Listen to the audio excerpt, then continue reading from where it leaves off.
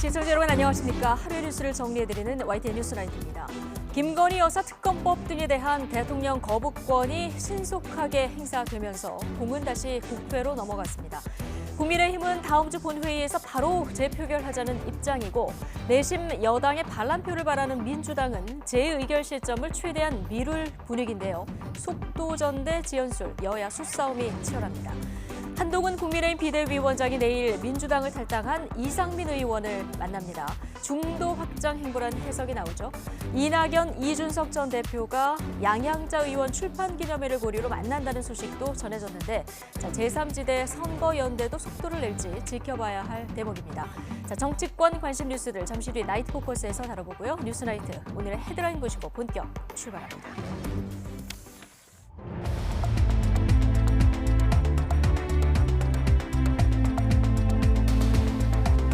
1월 5일 금요일 뉴스나이트 주요 뉴스입니다. 윤석열 대통령이 이른바 쌍특검 법안에 대해서 속전속결로 거부권을 행사했습니다.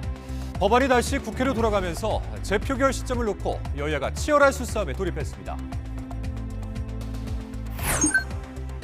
경기도에서 다방을 운영하던 여성 업주가 일주일 간격으로 잇따라 숨진 채 발견됐습니다. 경찰은 동일범의 소행으로 확인하고 50대 남성 이모 씨를 공개 수배해 추적하고 있습니다.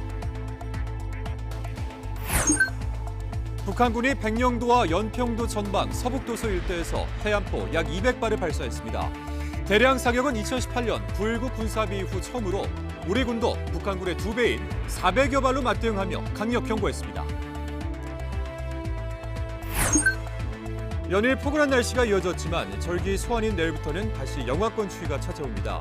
전국 대부분 아침 기온이 영하 5도 안팎까지 떨어지겠고 밤부터는 중서부 지방에 눈이 내리겠습니다. 감기와 독감 유행이 장기화되면서 일부 감기약이 품귀 현상을 빚고 있습니다. 정부는 수요 증가와 함께 사재기도 한 원인으로 보고 약국과 병원을 집중 단속하기로 했습니다.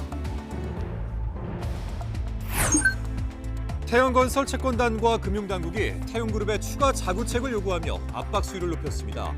하지만 태용 측은 기존 입장을 되풀이해 버티게 돌입했다는 분석이 나오고 있습니다.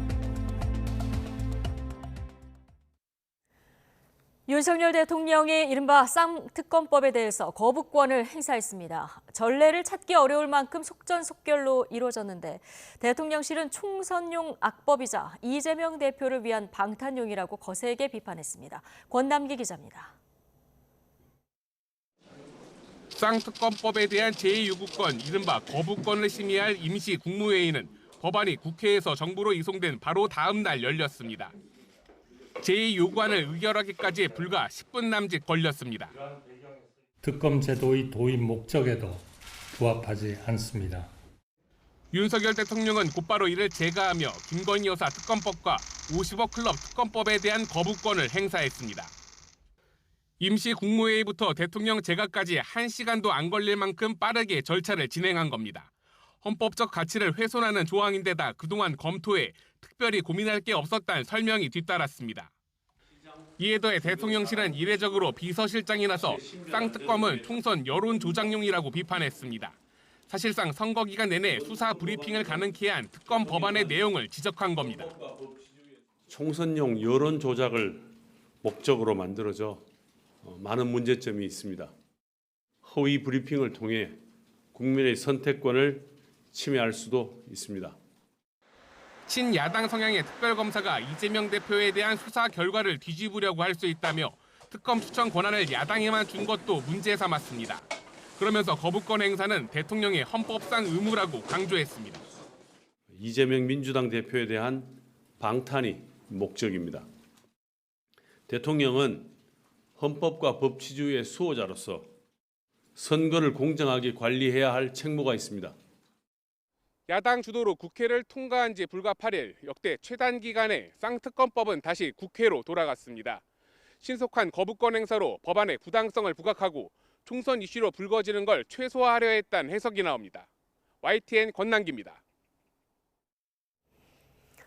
대통령실은 이른바 김건희 여사 특검법은 대통령 가족의 일이 아닌 헌법 가치를 훼손하는 법안이라고 비난했습니다.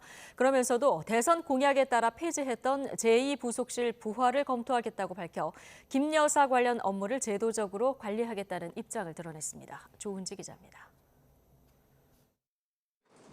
대변인실 명의로 공지를 띄웠던 직전 거부권 때와 달리 이번 쌍특검법 제2요구권 행사엔 이관섭 대통령 비서실장이 직접 나섰습니다.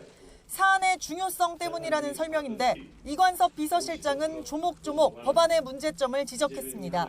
이른바 김건희 여사 특검법을 도이치모터스 특검이라고 부르면서 인권 침해와 정치 편향 특검 임명, 허위 브리핑을 통한 여론 조작이 예상된다고 비판했습니다.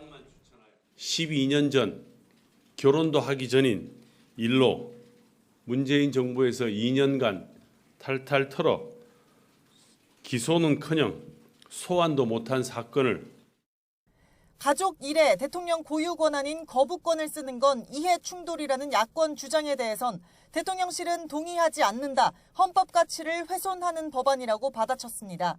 그러면서도 윤 대통령 가족을 제도권에서 관리 감독하겠다는 전향적인 태도를 보였습니다. 윤 대통령은 대선 후보 시절 배우자 관련 의혹이 계속되자 영부인 전담기구인 제2부속실 폐지를 공약했는데 비서실의 그 지원 정도면은 충분하다. 특수한 보장을 해주는 것은 그건 법치주의에 맞지 않는 거라고 저는 생각하고 있습니다. 대통령실은 이 약속을 지키려 설치하지 않았을 뿐 국민 대다수가 원한다면 부활을 검토하겠다고 말했습니다. 대통령 친인척을 감독하는 특별감찰관 역시 국회에서 여야 합의로 추천하면 지명하겠다고 거듭 강조했습니다.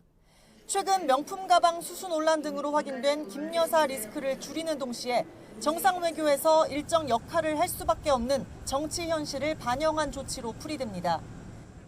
김 여사는 당분간 공식 일정, 즉 외부 노출을 최소화하기로 했습니다. 3개월 앞으로 다가온 총선에 김 여사 관련 이슈가 전면에 등장하지 않도록 선제 조치에 나섰다는 분석입니다. YTN 조은지입니다. 국민의힘 한동훈 비상대책위원장은 이른바 쌍특검법에 대해서 윤석열 대통령이 거부권을 행사한 것은 당연하다고 밝혔습니다. 한 위원장은 또 김 여사 관련 업무를 전담하는 제2부속실 설치 검토에 공감한다면서 특별감찰관과 제2부속실은 특검과는 다른 영역이고 당이 도울 일이 있다면 착실하게 준비하겠다고 덧붙였습니다. 더불어민주당은 윤석열 대통령이 쌍특검 법안의 거부권을 행사한 건 윤 대통령 스스로 범인이고 범죄보호 정권임을 자인한 것이라고 주장했습니다. 권칠승 수석 대변인은 오늘 브리핑에서 국민과 역사는 거부권 행사를 김건희 여사의 안위만을 위한 대통령 권한의 사적 남용, 반헌법적 폭거로 기억할 것이라면서 이같이 밝혔습니다. 대통령 거부권이 행사된 쌍특검 법안은 국회에서 재표결 절차를 밟아야 합니다. 가결 요건이 까다로워져서 다시 본회의 문턱을 넘는 건 쉽지 않은데요. 정치권의 관심은 법안 폐기 여부와 함께 재투표 시기와 이탈표 규모에 쏠리고 있습니다. 손효정 기자입니다.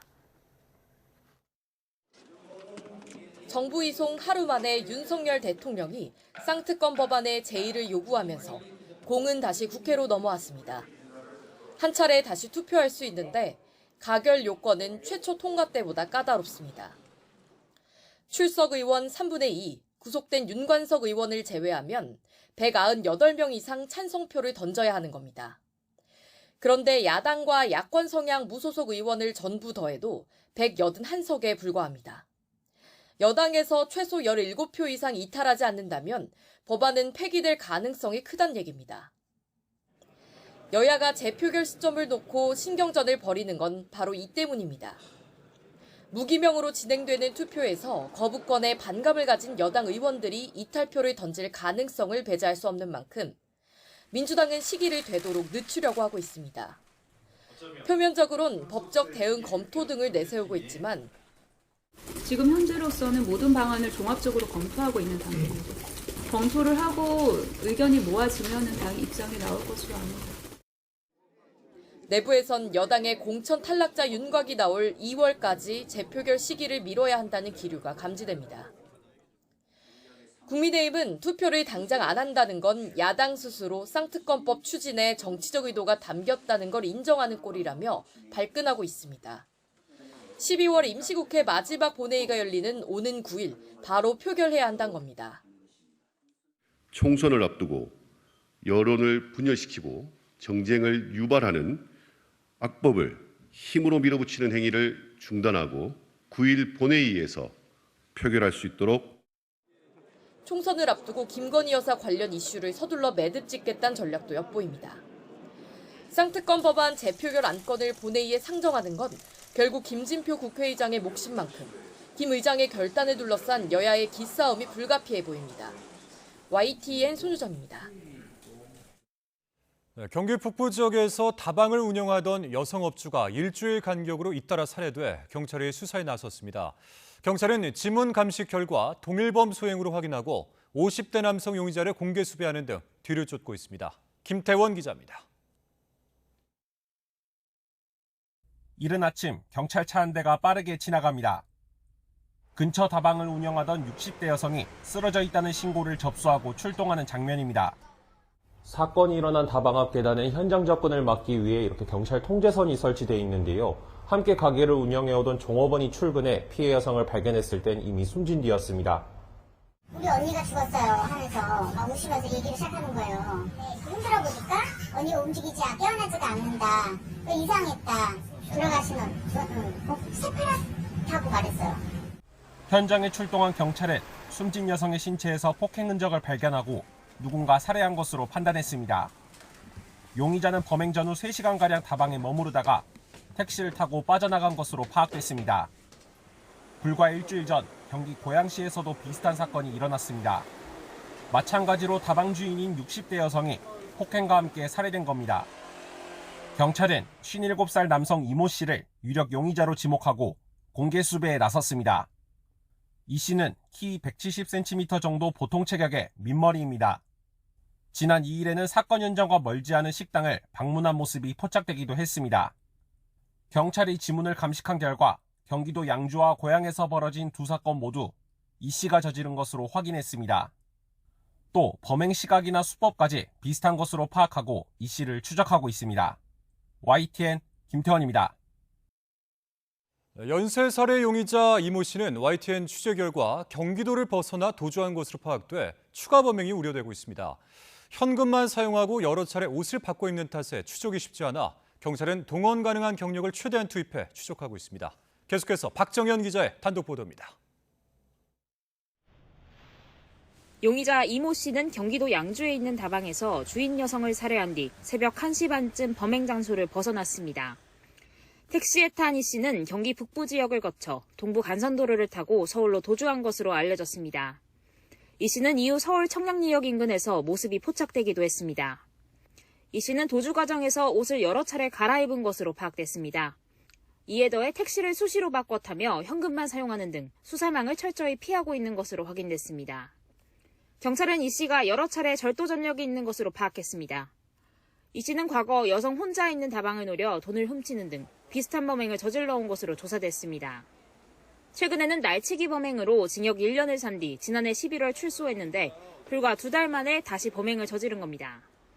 경기도 고양시에 있는 다방 CCTV에는 주인 여성을 살해한 뒤 가게를 뒤지는 모습이 포착된 것으로 전해졌습니다.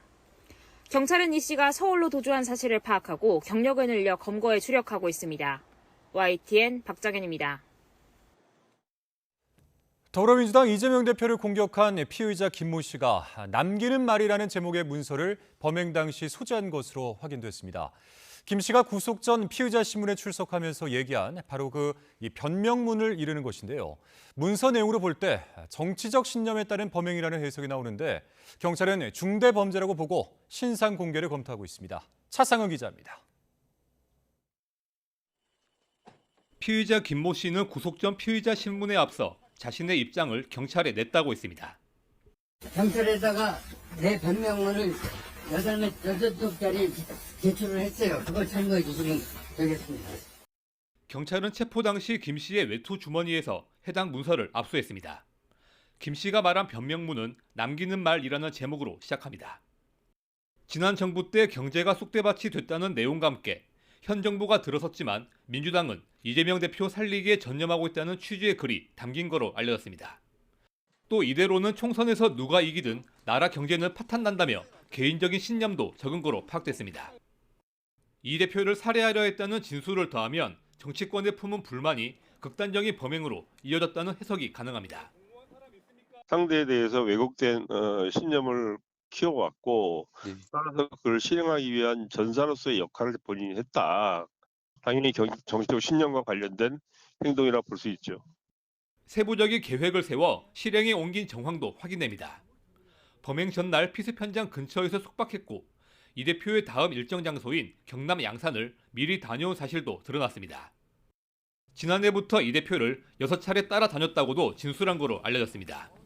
이번 범행의 조력자나 배후가 있는지는 더 살펴봐야 한다고 경찰은 설명했습니다. 경찰은 범죄 심리 분석관을 투입해 김 씨의 진술과 심리 상태를 면밀하게 들여다보고 있습니다.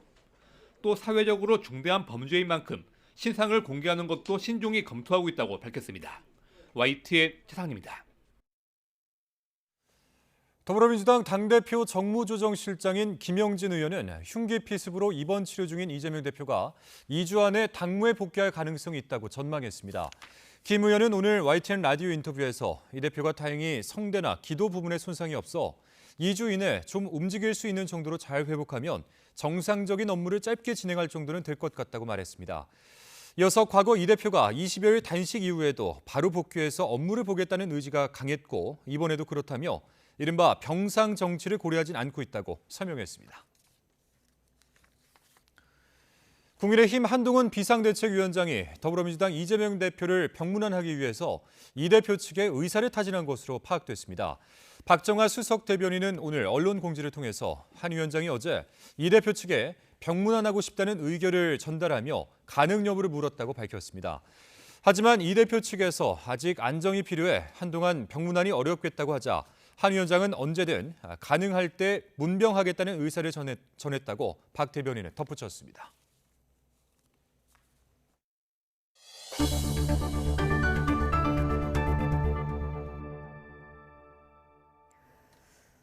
북한군이 오늘 9.19 군사합의서상 해상 완충구역인 백령도와 연평도 전방 일대 해상으로 200여 발의 해안포를 발사했습니다. 우리 군도 K9 자주포 등을 동원해서 200발의 2배인 400여 발로 맞대응하면서 강력 경고했습니다. 김문경 기자입니다. 아침 9시쯤 북한군이 백령도 북방 장산곶 일대와 연평도 전방 등산곶 일대에서 포병 사격을 실시했습니다. 사격은 2시간 동안 진행됐는데 200여 발가량을 발사한 것으로 나타났습니다.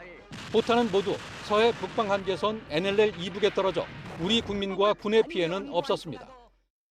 이러한 위기 고조의 상황 책임은 전적으로 북한에게 있음을 엄중 경고하며 즉각 중단할 것을 강력히 촉구한다. 군은 북한이 해안포와 방사포 등을 섞어 쐈을 가능성이 큰 것으로 보고 있습니다. 특히 북한군이 해상 완충구역으로 포사격을 실시한 것은 1년여 만이지만 이번과 같은 대량 사격은 2018년 9.19 군사합의 이후 처음입니다. 지금까지 북한은 16차례에 걸쳐 합의를 위반하며 해상 완충구역 내 사격을 진행했는데 수위를 점차 높여나갈 가능성이 큰 것으로 관측됩니다. 북한이 남북 군사 합의를 파기하기 위한 실제 군사 행동에 들어갔다고 볼 수 있고 앞으로 살라미식으로 더욱 긴장을 고조시키기 위해 NLL 이남으로 포격 도발을 할 가능성도 높습니다. 군은 만일의 경우에 대비해 주민들에게 대피령을 내리고 신원식 장관 주관으로 맞대응 사격 훈련을 진행하며 북한군의 2배인 400발을 발사했습니다. 신 장관은 적이 도발할 엄두를 내지 못하도록 응징태세를 갖춰야 한다고 강조했는데 그동안 육지에서 진행하던 서북도서 해병대 현지 포사격 훈련도 본격적으로 재개할 방침입니다. YTN 김문경입니다. 북한은 오늘 연평도 백령도 북방에서 해안포를 발사한 것은 새해 한국군 훈련에 대한 대응이라고 주장했습니다. 북한군 총참모부는 오늘 포 47문을 동원해 192발의 포탄으로 5개 구역에 대한 해상 실탄 사격 훈련을 진행했다면서 해상 실탄 사격 방향은 백령도와 연평도에 간접적인 영향도 주지 않는다고 조선중앙통신 보도를 통해서 밝혔습니다. 그러면서 대응이라는 구실로 도발이 될 수 있는 행동을 감행하면 북한군은 전례 없는 수준의 강력한 대응을 보여줄 것이라며 민족, 동족이라는 개념은 이미 자신들의 인식에서 삭제됐다고 위협했습니다. 북한이 남북 경협의 상징이었던 개성공단으로 향하는 경의선 길목에 지뢰를 매설하고 있는 것으로 확인됐습니다. 북한의 이 같은 행위는 지난해 말 전원회의에서 남한을 교전 중인 국가로 규정한 이후 후속 조치에 나선 것으로 관측됩니다. 북한은 또 군사 합의로 파괴됐던 최전방 감시 초소에 콘크리트 초소 여러 개를 새로 건설하고 있는 것으로 우리 군에 포착됐습니다. 김정은 북한 국무위원장이 신형 고체 연료 대륙간 탄도미사일 화성 18형의 발사대 생산 공장을 둘러보며 전략미사일 전력을 과시했습니다.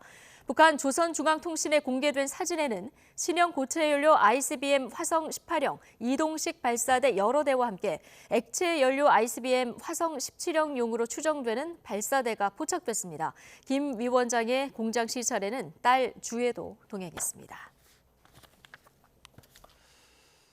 다음 소식입니다. 연일 포근한 날씨가 이어졌지만 절기 소환인 내일부터 다시 영하권 추위가 찾아오겠습니다.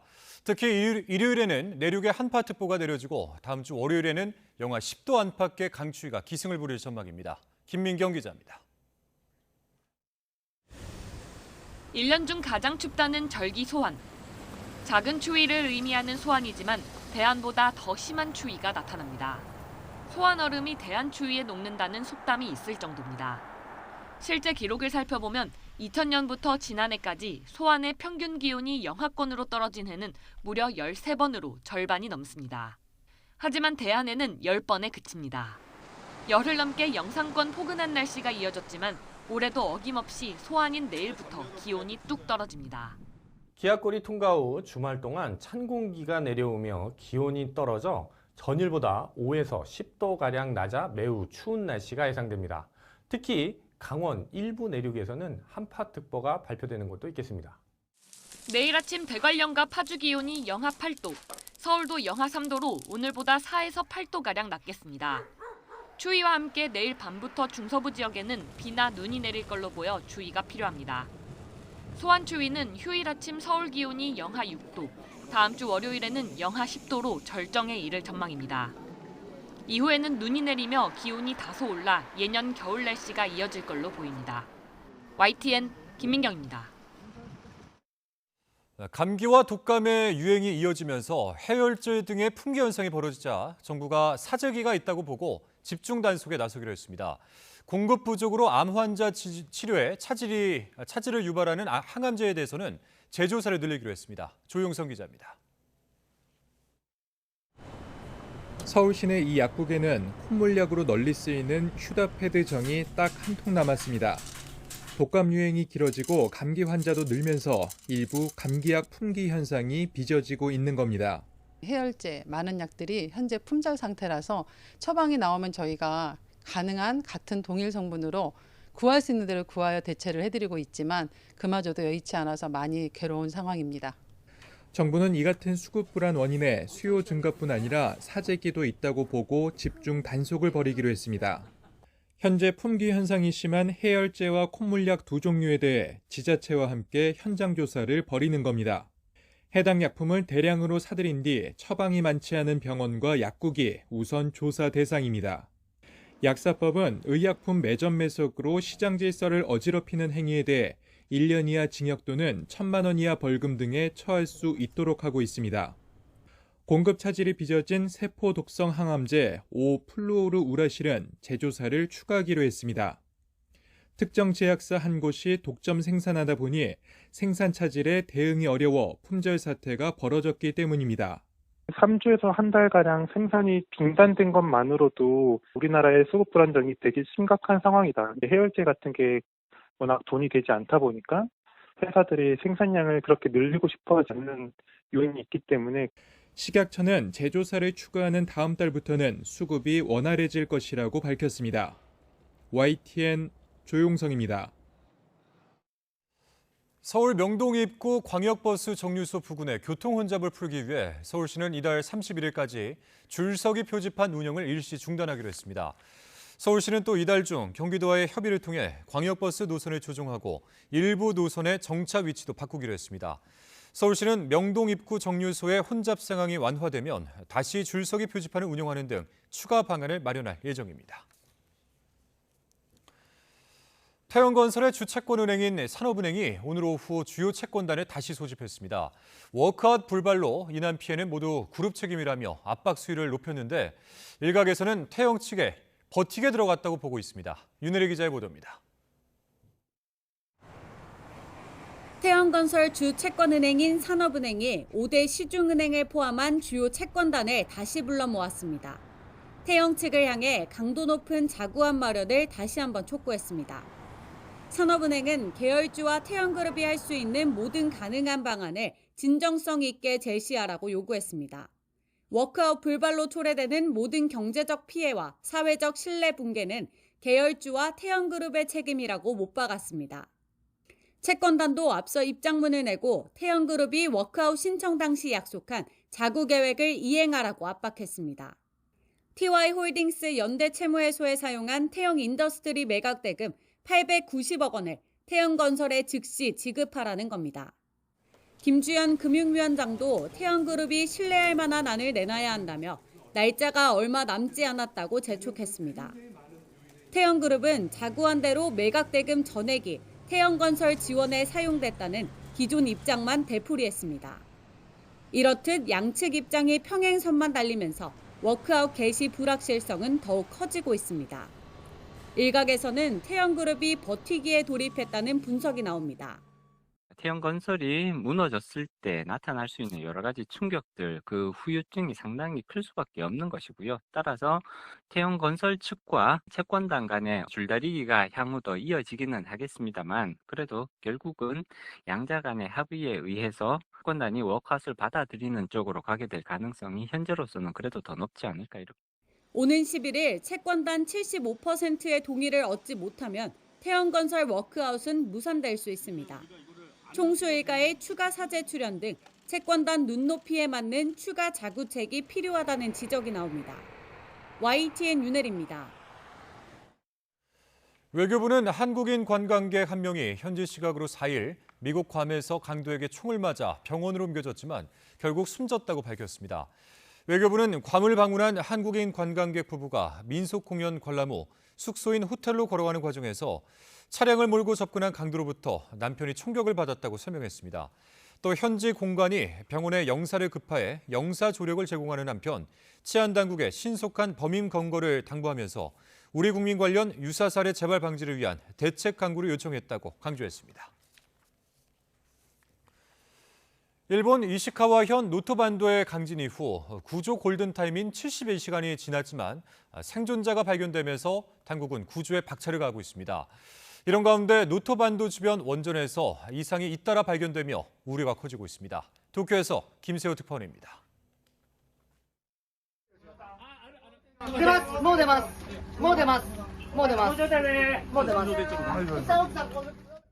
지진으로 기울어진 집안에서 구조대원들이 80대 여성 생존자를 찾았습니다. 지진 발생 72시간, 이른바 구조의 골든타임이 지난 뒤 극적으로 발견된 겁니다. 구조대원들은 생존자를 가까스로 옮긴 뒤 격려하며 안심시킵니다.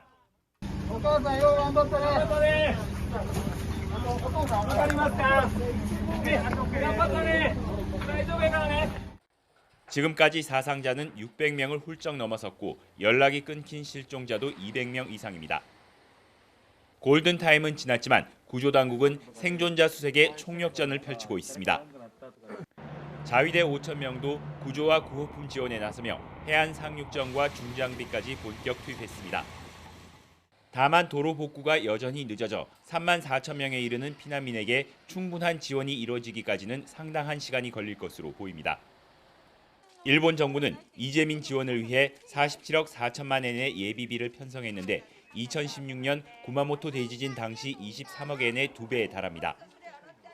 이런 가운데 이번 지진으로 노토반도 서쪽의 시카 원전 주변 15곳의 방사선량 계측기가 고장을 일으켰습니다. 원자력 재해 대책 지침은 원전 사고 시 방사선량 계측기의 실측치로 주민의 실내 대피나 피난 개시 등을 규정하고 있습니다. 시카 원전에서는 앞서 1일 강진으로 사용 후 핵연료 저장 수조에 있던 방사성 오염수 수백 리터가 넘쳤습니다. 기시다 총리는 기자회견에서 원전의 문제점을 질의하려는 기자 질문을 피했습니다. 地震災害を日本で原発の再稼働は無理だと今回分かったのではありませんか。答えてください。 지진 피해 지역에 원전 이상이 잇따라 확인되면서 원전 상황에 대한 투명한 정보를 요구하는 목소리가 더욱 커질 것으로 보입니다. 도쿄에서 YTN 김세호입니다.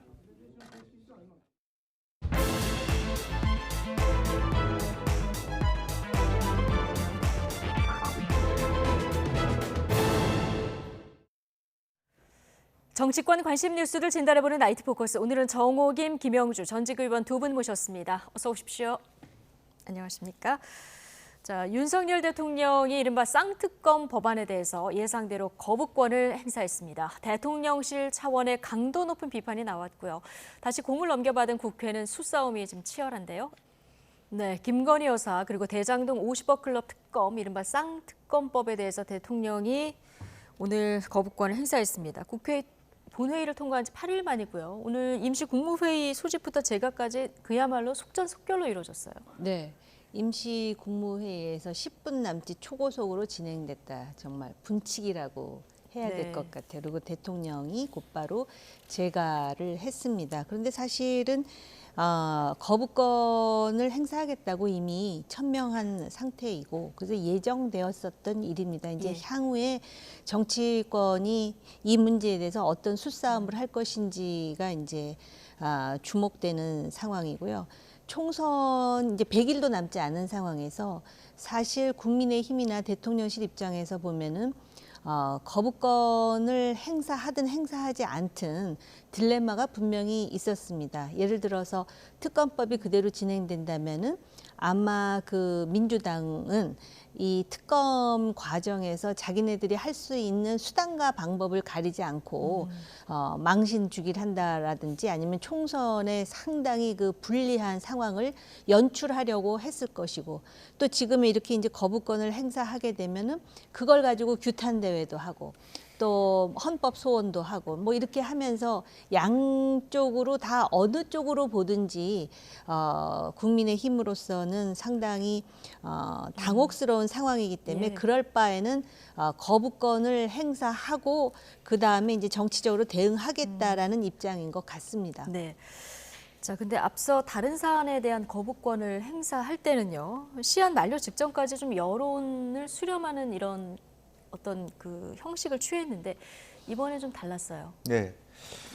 이번에도 조금 뭐 형식적으로라도 하는 척이라도 했으면 어땠을까라는 생각이 들어요. 왜냐하면 이제 이해상충, 즉 대통령, 물론 이관섭 그 시장은 결혼하기 전 일이었다 이렇게 얘기하고 있습니다만 어쨌든 최근에 이르기까지 여러 가지 영부인의 어떤 행실에 대한 많은 의혹, 또 뒤늦게나마 여러 가지 어떤 뭐 녹취 과정을 통해서 주가 조작에 대한 여러 가지 어떤 그 가짜 뉴스도 있고 뭐 진짜 뉴스도 있고 막 섞여서 국민들의 의혹을 갖고 있기 때문에 그게 계속 정폭되고 있는 상황이기 때문에, 그렇다면 최소한 대통령께서는 이런 부분에 대해서 솔직히 고민하고 그러면서 뭐 다른 거 같은 경우는 뭐 양국관리법은 12일 정도, 또 간호법은 19일 정도 하면 한 그래도 한 뭐 5, 6일 정도 뭐 이렇게 고민을 하다가 이렇게 던져도 될 것 같은데, 아마 전략적으로 지금 국민의힘 국회의원들 얘기하는 걸 보면 바로 재가를 하고 바로 9일 날 본회의 때 재가가 다시 이제 재투표해서 투표가 요건이 안 되는 식으로 정리하려고 하는 뭐 속전속결의 생각이고, 그것은 어떻게 보면 총선을 앞두고 국민의힘이나 대통령실 입장에서는 당연히 그런 것을 선호할 수밖에 없었다라고 생각이 들지만, 그래도 정치라고 하는 것은 여론이 있는 거고 민심이 있는 것이기 때문에 너무 지나치게 한덕수 총리도 무슨 뭐 정치적 중립 훼손 이렇게 말씀하셨고 또 완전히 뭐 악법이다, 예. 총선용이다 이렇게 말씀하셨는데 어쨌든 그럼에도 불구하고 야사당이 힘을 합해서 발의해서 일차적으로 180명의 국회의원이 발의한 법안이란 말이죠. 그러면 그에 대한 대우는 해줬어야 되지 않느냐 하는 예. 아쉬움을 갖게 됩니다. 네, 며칠 좀 고민하는 시간을 가졌으면 어땠을까 하는 아쉬움도 좀 얘기해 주셨는데요. 이관섭 대통령 비서실장이 직접 브리핑을 한 것도 좀 이례적입니다. 총선 여론 조작용이라면서 고강도 비판도 쏟아내는데요. 직접 듣고 오시죠. 민생과 무관한 두 가지 특검 법안을 여야 합의도 없이 일방적으로 강행 처리한 데 대해 깊은 유감을 표명합니다. 이번 특검 법안들은 총선용 여론 조작을 목적으로 만들어져 많은 문제점이 있습니다. 특히 50억 클럽 특검 법안은 이재명 민주당 대표에 대한 방탄이 목적입니다. 도이치모터스 특검 또한 문재인 정부에서 2년간 탈탈 털어 기소는커녕 소환도 못한 사건을 이중으로 수사함으로써 정치 편향적인 특검 임명, 허위 브리핑을 통한 여론 조작 등 보통 이런 설명을 할 때는 대변인이나 홍보수석이 많이 하는데 오늘 비서실장이 직접 나섰습니다. 그 이유도 조목조목 지금 설명을 하는 걸 듣고 오셨는데 그만큼 앞서 말씀하신 여러 가지 사안, 그 이유들 설명해 주셨지만 사안을 중대하게 인식했다고 봐야 될까요? 사안을 엄중하게 인식할 뿐만 아니라 비서실장이 직접 이렇게 입장을 표명한 것은 글쎄요, 대통령의 생각이 이러하다라는 해석도 가능하지 않을까 그런 생각이 들고요. 아마 진짜 속전속결의 중요 이유는 1월 9일로 재표결해서 이거 끝내버리겠다라는 의지가 굉장히 강한데 문제는 야당이 그렇게 녹록하지 않을 것 같습니다. 지금 벌써 권한쟁의 심판 청구를 검토하고 있다 하는 거 보니까 시간 끌기를 하겠다는 의지를 지금 나타내고 있는 상황인데다가 지금 맞습니다. 실제로 대통령이 되기 12년 전의 일인데다가 결혼하기 전의 일이고 또 문재인 정부 때 수사를 했던 사안이지 않습니까? 그런데 그렇기 때문에 대통령 가족의 입장에서는 굉장히 억울하고 당혹스럽다는 입장인데 민주당은 또 어떻게 나오냐면은 그렇게 당당한데 왜 못 받을 이유가 무엇이냐 또 이렇게 또 반격을 가하는 측면도 있고요. 그래서 지금 그 실장이 직접 이렇게 이제 반박을 하는데 예를 든다면은 허위 브리핑을 통한 여론 조작의 가능성도 있다라는 것이잖아요. 근데 그동안의 특검을 보면은 박근혜 대통령 특검이라든지 또 그 드루킹 특검이라든지 이런 거를 봤을 때 이 허위 브리핑이라는 부분에 대해서 이렇게 실장이 직접적으로 이렇게 그 주장하는 것은 조금 그 논리적으로 또 야당의 빌미가 될 수도 있다 이런 생각도 들었습니다. 예. 자, 오늘 법무부도 즉각 보도자료를 발표를 했습니다. 자, 어떻게 얘기했는지 저희가 한번 보실 텐데요. 김건희 여사 특검 관련해서는 더불어민주당 집권 시절에 이미 충분히 수사가 이루어졌고 재판이 진행 중이기 때문에 특검이 필요한 권력형 부정부패 사건이라고 할 수 없다. 그리고 50억 클럽 특검은 검찰이 이미 강도 높게 수사하고 있고 수사를 방해하거나 민주당이 방탄할 목적이 아니라면 특검 도입할 이유가 없다. 자, 이런 설명을 들었는데요. 특히 김 여사 특검 관련해서는 노무현 전 대통령 사례를 들기도 했어요. 네. 뭐 노무현 대통령 시절에 아시다시피 이제 가족과 관련해서 그런 특검이 있었는데 거부권을 행사한 적이 있죠. 그러나 그때는 다시 재투표를 해서 노무현 대통령이 그것을 받아들였습니다. 지금은 아마 이제 실제로 보면 야당이 181석인데 17표가 부족한 부분이거든요. 그래서 수싸움에 들어갔다라고 얘기하고 여당에서는 당연히 그런 수싸움을 꼼수다. 바로 표결을 해야 되는 게 관행이다. 이렇게 얘기를 하고 있고 지금은 이제 그 법적으로는 그게 제한이 안 돼 있거든요. 그렇기 때문에 공천 과정에서 예컨대 여당으로 하여금 17표 정도로 가져올 수도 있지 않느냐라는 막연한 기대를 하고 있는데 이런 부분도 사실은 좀 어떻게 보면 애매한 지점이 있죠. 결과적으로는 야당 입장에서는 꼭 이것이 말하자면 다시 재투표해서 말하자면 가결되기보다는 그 과정을 끝까지 계속적으로 공격해 가겠다, 뭐 네. 규탄하겠다, 활용하겠다 이런 것까지 포괄적인 포석으로 보여지고 실제로 17표가 올지 안 올지는 언제 올지는 누가 알겠습니까? 예. 이제 그런 면에서 공천까지 간다면 2월까지 가서 뭔가 다시 본회의를 열어서 해야 되는데 결국에는 그 모든 것이 김진표 의장의 어떤 판단에 달려 있는 문제라고 생각이 들고요.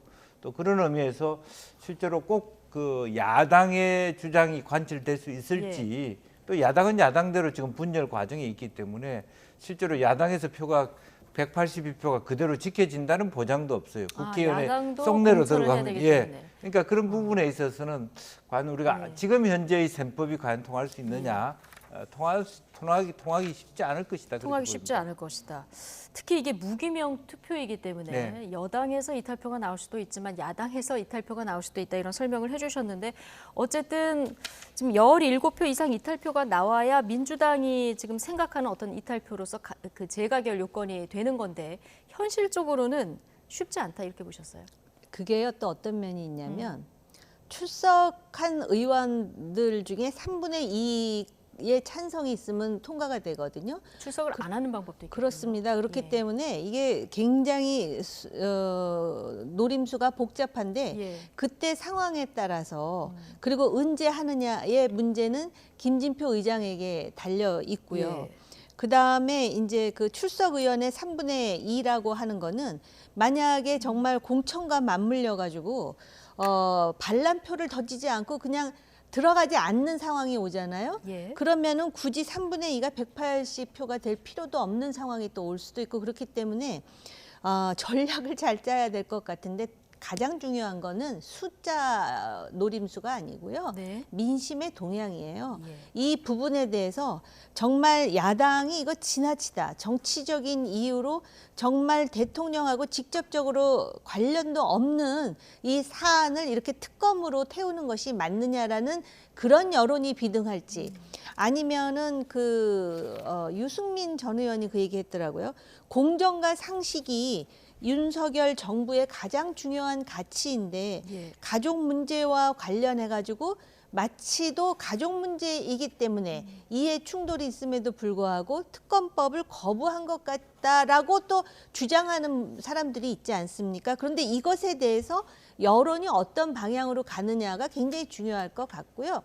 두 번째로는 만약에 이 쟁점 외에 90여일 동안 더 큰 쟁점이 나오지 않는다면 이거는 여전히 상당히 큰 문제로 남을 건데 이 지금 정치판이 하루가 다르게 정말 요동을 치지 않습니까? 우리가 상상하지 못한 돌발 변수가 나와서 예정한 일이 수년되기도 하고 하고 싶은 일을 못하기도 하고 이런 상황에서 만약에 우리가 생각하지 않았던 정말 큰 쟁점이 나와서 이 쟁점을 덮을 가능성 뭐 이런 것에 대해서도 뭐 충분히 상상할 수 있는 문제라고 보여집니다. 네, 뭐 여러 가지 변수가 있을 수 있습니다. 있는 점까지 고려를 해야 되고 표결 시기보다는 민심의 동향이 중요하다. 제일 중요합니다. 제일 중요하다. 여론이. 이 말씀을 계속 강조해 주셨는데 자, 어쨌든 뭐 한동훈 국민의힘 비상대책위원장도 이 거부에는 동의한다는 입장을 밝혔고 그리고 또 하나 오늘 대통령실에서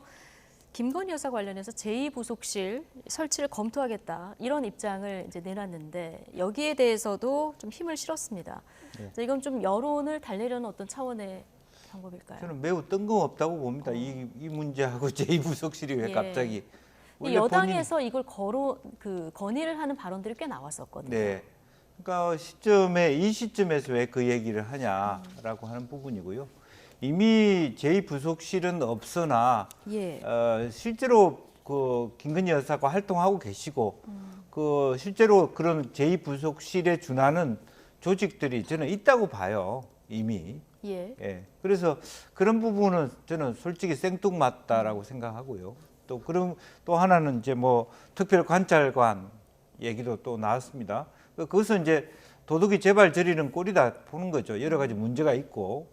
또 여사나 여사의 뭐 장모나 또 오빠나 이런 분들이 또 여러 가지 있을 수 있고 원래부터는 소위 뭐 문재인 정부에서도 특별관찰관을 임명하지 않아서 문제가 많았지만 그때는 그래도 민정수석실이라도 있었지 않습니까? 네. 그런데 지금은 그런 것도 없는 상태고 그 힘있고 잘 나가던 모든 걸 컨트롤하던 법무부 장관도 사라져서 비대위원장이 돼 있는 상태라서 이 문제를 어떻게 해결해야 된다는 문제의식은 있는 것 같아요. 그렇다고 갑자기 민정수석을 만들 수는 없는 거고 예. 사실 어렵지 않게 여야가 합의해서 이것을 뭐 말하자면 특별감찰관 법에 의하는 거거든요.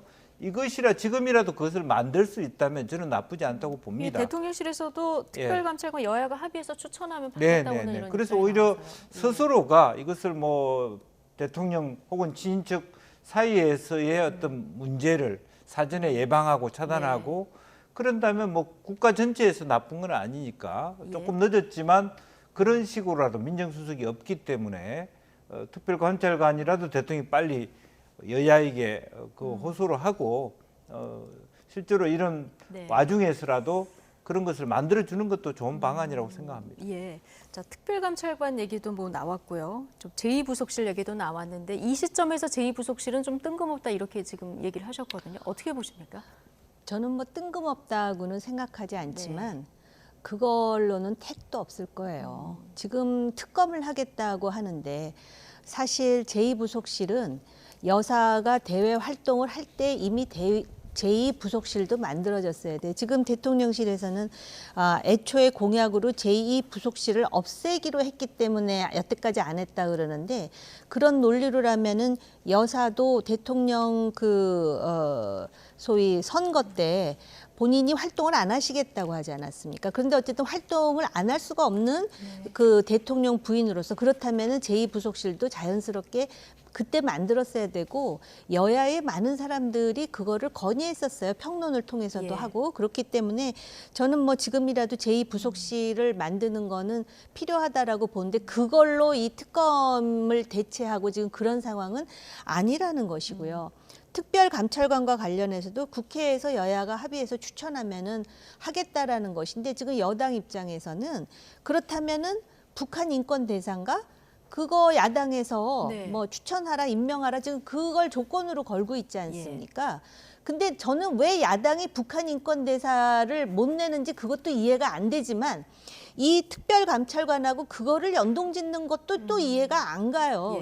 진짜 특별감찰관이 필요하다라는 얘기도 오래전에 했었는데 가만히 생각해 보니까 말입니다. 현실적으로 지금 이 도이치 모터스 이것도 중요한데 당장 특별감찰관을 임명하게 되면은 지금 문제가 되는 무슨 양평이니 디오르니 또 그 일가 친척 가족 문제들 다 할 거거든요.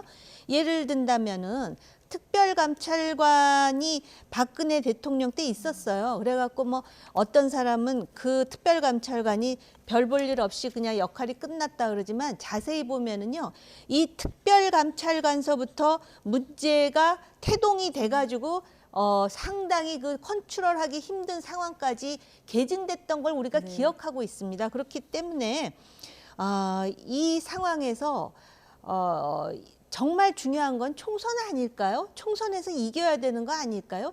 이겨야 대통령도 국정 운영을 원활히 할 수 있고 여당도 살 수 있는데 여러 가지를 고려하다 보니까 이럴 때 중요한 건 문제를 단순화해야 되는데 저는 솔직히 개인적으로 한동훈 비대위원장의 요 행보가 어떻게 보면은 이 특히 중도층으로 외연 확장하는 데 있어서 지금 일련의 이 사건과 관련한 행보는 상당한 한계를 노정시킬 수 있다라는 걱정이 있습니다. 네, 이 건과 관련해서는 좀 한계가 있을 수밖에 없다는 의견이신데요. 저 총선 과정에서 여러 가지 돌발 변수들이 있을 수 있다는 말씀도 해주셨는데요. 새해 들어서 가장 큰 정치권의 돌발 이슈라고 하면은 이재명 민주당 대표에 대한 피습 사건 아니겠습니까?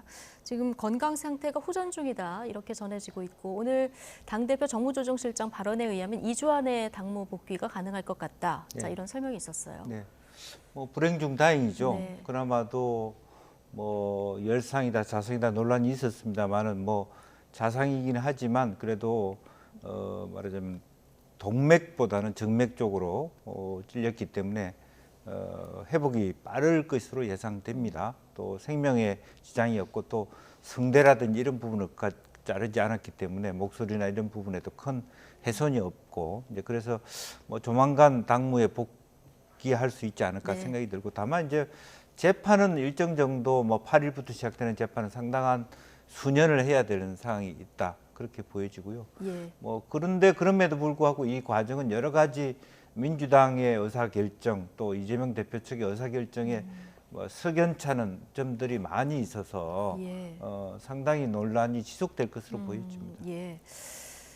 자, 뭐 병원 이송 문제 네. 이런 부분들 말씀하신 것 같은데요. 저희 어제 얘기를 좀 나눠봤기 때문에 자, 한동훈 위원장이 이재명 대표 병문안을 타진했는데 자, 어렵다는 취지의 답변을 받았고 문재인 대통령도 타진했는데 좀 어렵다 이렇게 지금 얘기가 돌아왔다고 하는 걸 보면은 아직 건강상 외부 면에는 좀 힘든 상황이라고 봐야겠죠. 정말 그 불행 중 다행으로 예. 동맥은 그 온전하고 정맥과 관련해서 이제 수술을 하신 걸로 그래서 네. 지금 빠른 회복을 하고 있는 것으로 알고 있고 여당의 비대위원장이 어쨌든 병문안을 가고자 했다는 것은 그 이재명 당대표 야당 대표에 대한 걱정뿐만 아니라 정치를 복원하고자 하는 시그널도 있었습니다. 그래서 어차피 지금 쾌유가 되는 상황이면은 굳이 그거를 거절할 이유가 있었을까 좀 아쉽고요. 바로 그 한동훈 위원장의 병문안을 안 받으려고 문재인 대통령 병문안도 안 받은 건가? 저 개인적으로 그런 생각이 드는데요. 정치가 복원돼야 돼요. 이런 불행이 왜 생겼는지 아십니까? 정치권에서 정치 복원하기는커녕 자기들 스스로가 막말에다가 욕설에 가까운 소리를 하고 극단적인 세력의 지지만을 도모하다가 이런 외로운 늑대에 의해서 이 소위 은둔형 훌리건이라 그러잖아요. 네. 그리고 그 사람이 지금 반성하고 있질 않다라는 얘기가 지금 전원으로 전해집니다. 마치도 무슨 의거를 한 것 같이 당당하다 그러는데 이게 지금 여기서 끝날 사안이 아닙니다. 모든 정치인들 앞으로 얼마나 조심해야 되는지 아십니까? 그리고 이재명 대표도 저것 때문에 건강은 회복할지 모르지만 정신적인 트라우마가 상당할 거라고 예. 보이거든요. 그럴수록 정치를 복원해야 되는데 물론 아직 쾌유가 안 됐지만 좀 아쉬워요. 잠깐 만나서 눈인사라도 하고 이런 것을 유권자들한테 보여줄 그런 그 여유 정도는 서로 있었으면 하는 안타까움이 있어요. 네, 극단적인 혐오 발언, 행동이 난무하는 상황에서 정치가 복원돼야 되는데 좀 아쉽다라고 해주셨는데 오늘 자, 국민의힘 사무처 당직자 시무식이 있었는데요. 한동훈 위원장 이 자리에서 혐오성 언행의 공천 무관용 원칙을 밝혔습니다. 듣고 오시겠습니다.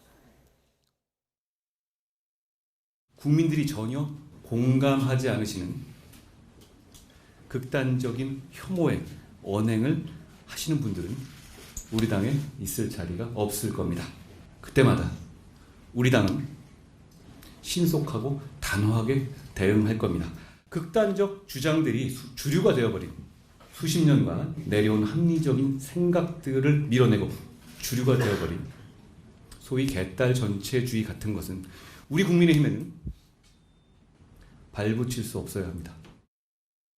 극단적인 언행을 하는 사람이 우리 국민의힘에는 발붙일 수 없어야 된다. 이 얘기하면서 개딸 전체주의를 또 언급을 했거든요. 이 민주당과의 차별화를 계속 시도하겠다. 네. 발언에 이런 의지가 좀 녹아 있는 것 같습니다. 뭐 차별화를 시도하겠다. 본인의 발언의 표현으로 보면 피봇 플레이를 하겠다. 한 발은 정상적인 원칙 그리고 또 품격 있는 선거를 통해서 말하자면 정신적으로도 또 실질적으로 민주당보다 우위를 점하겠다 이런 포부를 밝힌 거라고 봅니다. 네. 이제 그러면서도 사실은 뭐 개딸 전체주의라는 표현을 함으로써 정치적인 또 압박을 가한 것이죠. 이제 그럼에도 불구하고 이미 비대위원 중에서는 그런 극단적인 언행을 통해서 이미 사퇴를 한 분도 있는 거예요. 예. 이제 그런 부분에 대해서 자기 반성이 있어야 된다. 한동훈 비대위원장도 그런 생각을 하고요. 또 실제적으로 어떤 일들이 계속적으로 쏟아나고 있고 또 5.18에 대해서 헌법 정신을 강조하면서도 여전히 국민의힘 내부에서는 숨어 있는 5.18은 북의 행동이다라고 뼛속 깊이 신념화되어 있는 그런 예. 분들도 있습니다. 예. 어제 그래서 5.18 민주화 운동을 폄훼한 신문을 돌린 그 인천시의회 허식 의장인가요? 네. 여기에 대해서 징계를 검토하라 바로 지시가 내려지기도 네, 했는데요. 뭐 처음에는 몰랐던 모양인데 어쨌든 네. 그것이 이제 아마 징계가 되면 아주 센 징계가 될 것 같습니다. 예. 제가 느낄 때는 출당 조치 정도까지를 가질 수도 있지 않겠나. 굉장히 모델 케이스로서 이제 그렇게 될 것 같고, 어쨌든 저는 기본적으로 한동훈 비대위원장이 들어오면서 우리나라 정치 문화의 또 품격을 높인다는 그런 노력과 주장은 저는 지지할 만하다라고 생각하고, 그것은 민주당도 그 정도 수준으로 같이 어깨를 나란히 해야 된다, 그렇게 생각합니다. 서로 이제 잘하기 경쟁으로 좀 네.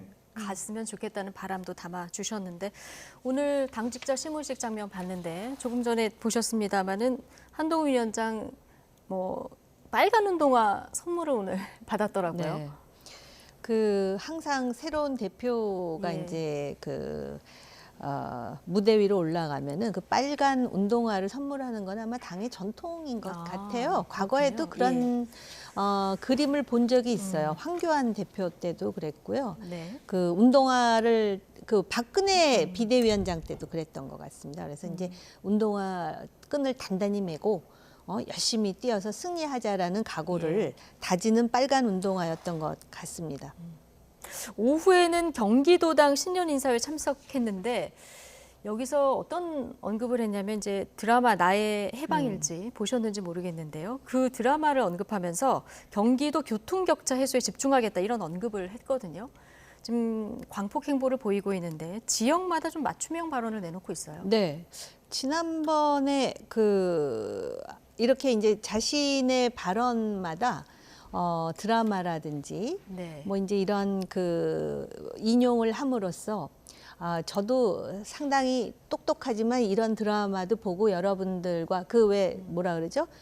My fellow citizen, 그러니까는 동료 시민, 동료 시민 얘기를 많이 하지 않습니까? 그래서 아마 이제 그런 친밀함과 함께 그 지역마다 그 지역에 특화된 발언, 특히 경기도 같은 경우는 김포 골드라인을 포함해서 교통 문제가 상당히 심각하다라는 것을 내가 알고 있다. 그래서 이 문제를 해소하는데 상당히 이제 역할을 하겠다. 이제 그런 지역마다 특화된 발언, 그리고 그렇게 함으로써 그 지역인들에게 좀 더 가까이 가는 그런 모습인데, 사실은 이제 이 선거를 할 때요. 네. 비대위원장은 지역 공약만큼 중요한 게 이제 공중전에서 얼마만큼 이제 크게 날개를 펼치느냐도 상당히 중요하거든요.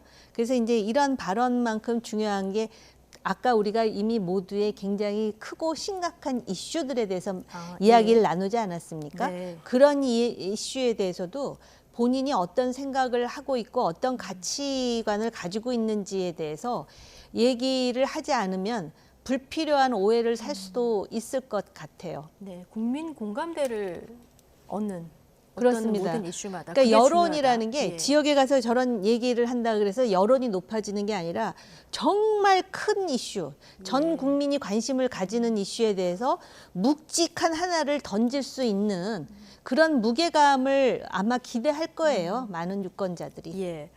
자, 한동훈 위원장 오늘 경기도 방문했는데 수원이에요. 방문한 곳이. 그 수도권 방문 중에서는 수원을 처음으로 이제 간 건데 수원 5석 걸려 있습니다. 그런데 지난 총선에서 민주당이 5석을 다 가져갔거든요. 국민의힘 입장에서는 한 석이라도 가져오는 게 굉장히 급박한 이런 상황이지 않습니까? 그렇습니다. 그러니까 그런데 그 5석 중에서 불행히도 그 싸움에서 진 분들이 그 자리를 지키고 있지 못해요. 실제로 보면 다 뭐 뿔뿔이 흩어져서 다른 데서 살겠다고, 그러니까 더 못 지키는 것 같아요. 그래서 이번에 뭐 박문규 산자위원장이나 이수진 교수나 또 새롭게 영입한 분들이 뭐 김현준 이런 분들이 이제 수원에 한번 도전을 해볼 만하다라고 하는 건데, 어쨌든 뭐 그런 의미에서 이 수원, 동탄 이런 벨트들을 차지 않으면 영원히 지금 안 그래도 이제 전체 수도권 선거에서 그래도 서울 지역은 그래도 좀 우위가 있다고 하지만 경기도 지역이 더 큰 지역에서 거의 말하자면 돌파를 해내고 있지 못하고, 다만 뭐 연천, 포천, 동주천, 뭐 의정부 이런 정도의 북부 원저리에서만 하는 것이지 실제로 그렇게 뭐 성남 일부 지역을 제외하고는 아마 이번에 김포 골드라인 그것 때문에 김포 지역을 갖고 올지는 모르지만 그래도 상당수 경기도는 많이 밀리고 있습니다. 그렇기 예. 때문에 최소한 한 군데라도 파열음을 내기 위해서 실제로 수원을 좀 집중해서 공격하는 그런 모양새인데 이제 그럼에도 불구하고 박문규 장관 같은 경우는 장관 3개월 시켜놓고 다시 출마시킨다는 것은 너무 심하게 꾸어 쓴다 그런 생각이고 그렇다고 해서 이분이 지역에서 통하는 시즌은 지났습니다. 예. 아 당신 산자부 장관 했으니까 대단하네. 그거 없거든요. 그러니까 사실은 그런 면에서 앞으로 지금 이제 산 넘어 산이다. 저는 그렇게 보여져요. 예. 앞서 정호김 의원께서 국민 모두의 관심을 가지는 이슈에 대해서 뭐 큰 어떤 그 발언들이 좀 있어야 된다. 그래야 좀 중도층의 표심을 가져올 수 있다. 이런 네. 얘기했는데 선거의 바람을 누가 가져오느냐 이 부분 좀 지켜볼 것 같고요. 이런 가운데 한동훈 위원장이 내일 민주당을 탈당한 이상민 의원하고 오찬을 한다 이렇게 전해졌습니다. 아마 국민의힘 합류 가능성에 대한 이 영입 가능성에 대한 얘기가 오갈 것으로 보이는데요. 어떻게 전망하십니까? 반반이지 않을까요? 예. 왜냐하면은 제가 알기로는 저도 뭐 그 직접 가서 확인한 건 아니지만은 이상민 의원 같은 경우에 탄탄한 지역 기반을 가지고 있는 것으로 제가 들었어요. 그리고 충청, 대구의 유성, 대전, 네. 대전의 유성을이죠. 네. 그리고 이분이 어쨌든 그 민주당의 중진이었지 않습니까? 물론 민주당에서 굉장히 비난을 들으면서 올곧은 소리를 많이 했죠.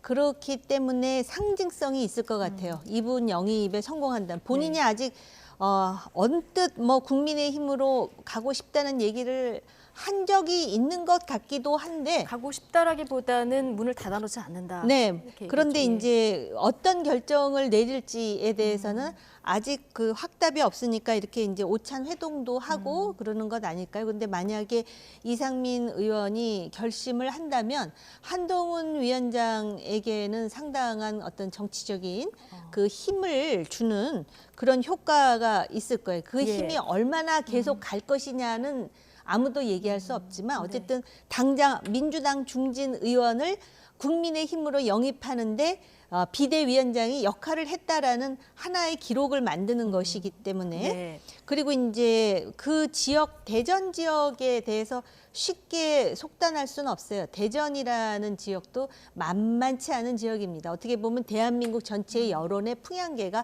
충청도라고 하는 상황이기 때문에 그러나 이상민이라는 정치 거물을 영입할 수 있다면 그 자체가 상당히 긍정적인 반향이 될 것 같습니다. 한동훈 위원장이 인재 영입위원장도 함께 맡고 있기 때문에 내일 이상민 의원에 대해서 영입을 제안해서 혹시 이게 성공하게 된다면 굉장히 큰 의미가 있을 것이다 얘기를 했는데 어제 한동훈 위원장이 충청은 민심의 바로미터다. 자, 이런 얘기도 하지 않았습니까? 네. 만약에 대전 유성을 지역구로 두고 있기 때문에 그렇게 되면 충청권에서 여당 입지가 좀 확대될까요? 뭐 사실 지난 충청권 대전권에서도 국민의힘이 사실 힘을 쓰지 못했거든요. 이제 그런 의미에서 그 이상민 의원이 국민의힘으로 가는 것은 상당히 그 큰 소득이 될 것이다 그렇게 보여지고 이미 저는 국민의힘에서 유성을에 있는 선거 요원들을 좀 정리한 것으로 알고 있습니다. 소위 영입하기 위한 사전 정지 작업이 끝난 상태에 있기 때문에 이제는 거의 뭐 확정된 상태에서 만나는 거 아니냐.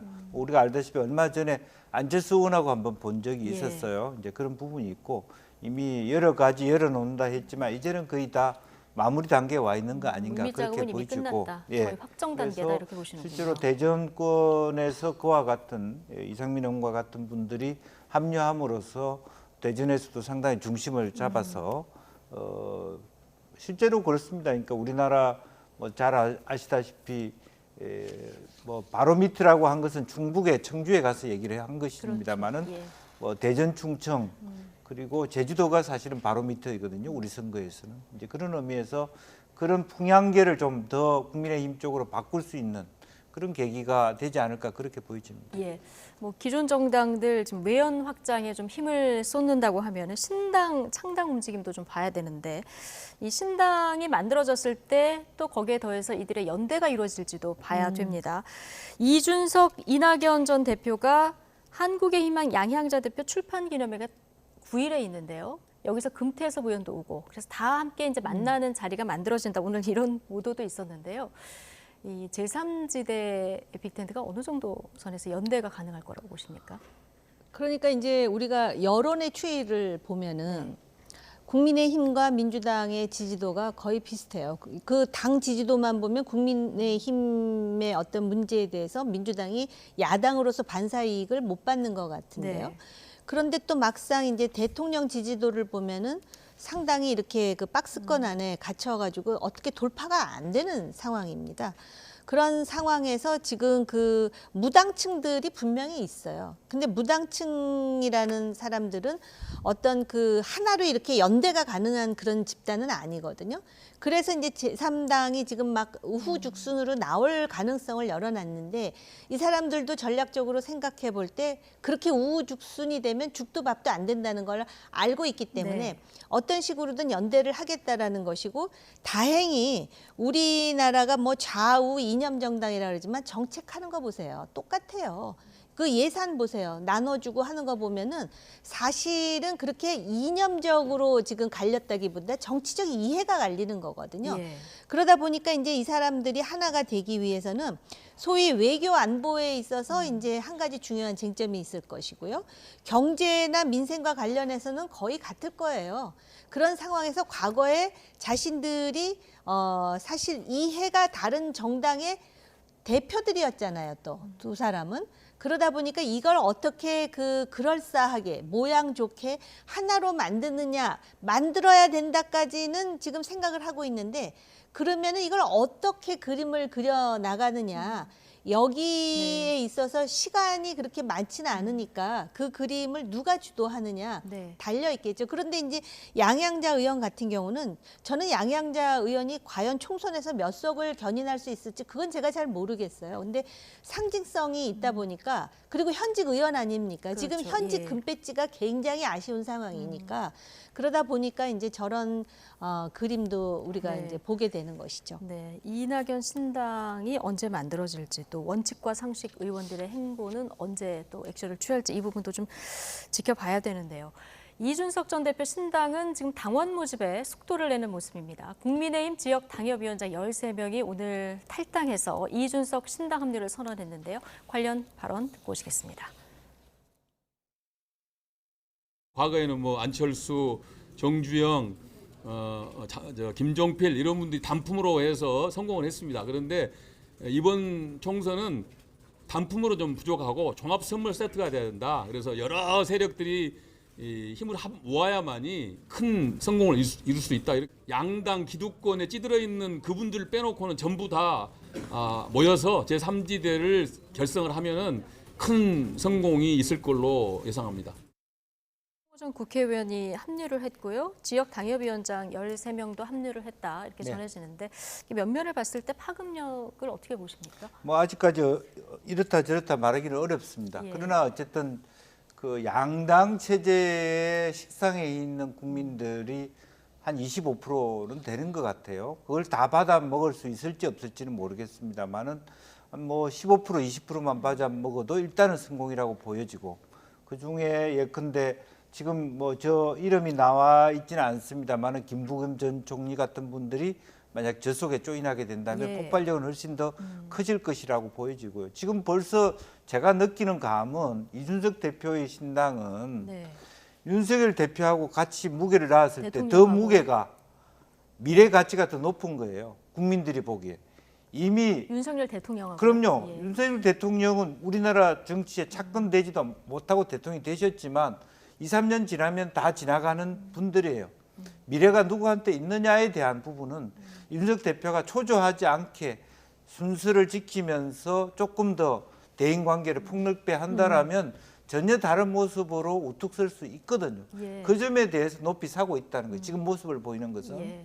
그리고 또 하나는 아까 말씀이 있었습니다만 각자 도생이란 없다라고 하는 것들이 생깁니다. 만약 각자 도생을 하면 이번 총선은 양당 체제가 더 굳건해지는 제3지대 상태가 될 공간은 겁니다. 없다. 이제 예. 그렇다면 오히려 병립형이 더 훨씬 더 깨끗하게 정리가 될 것이고 아마 제3지대에게도 도움이 되는 구조가 될 수 있고 양당 모두가 손해 볼 수 있고 부분적으로는 뭐 자그마한 미니 정당이라도 제3지대가 만들어진다면 그 안에 대선 후보가 누구 정당에 있느냐에 따라서 판도는 완전히 달라지게 된다. 그런 말씀드립니다. 이준석 전 대표는 이낙연 전 대표와 그 신당하고 연대 설에 대해서 느슨한 연대로 선거를 치르는 것도 가능하고 총선 때 뭐 같은 번호를 받는 것도 가능하다. 여러 가지가 다 가능하다. 이렇게 문을 활짝 열어놓는 발언을 하고 있는데요. 지금 이준석 신당 그리고 금태섭 양양자 의원이 나가서 이렇게 신당을 만들겠다고 하고 있고 말씀하신 대로 이낙연 신당뿐만 아니라 민주당의 공천 상황에 따라서 김부겸 전 총리나 전직 총리들이 또 합류하게 된다면 파장은 더 커질 수도 있는데요. 가능성은 어떻게 보십니까? 가능성은 있다고 봐야죠. 단지 가능성이 높으냐 낮으냐의 문제겠죠. 만약에 일단 이준석 신당의 속도가 지금 이낙연 신당보다 훨씬 빨라요.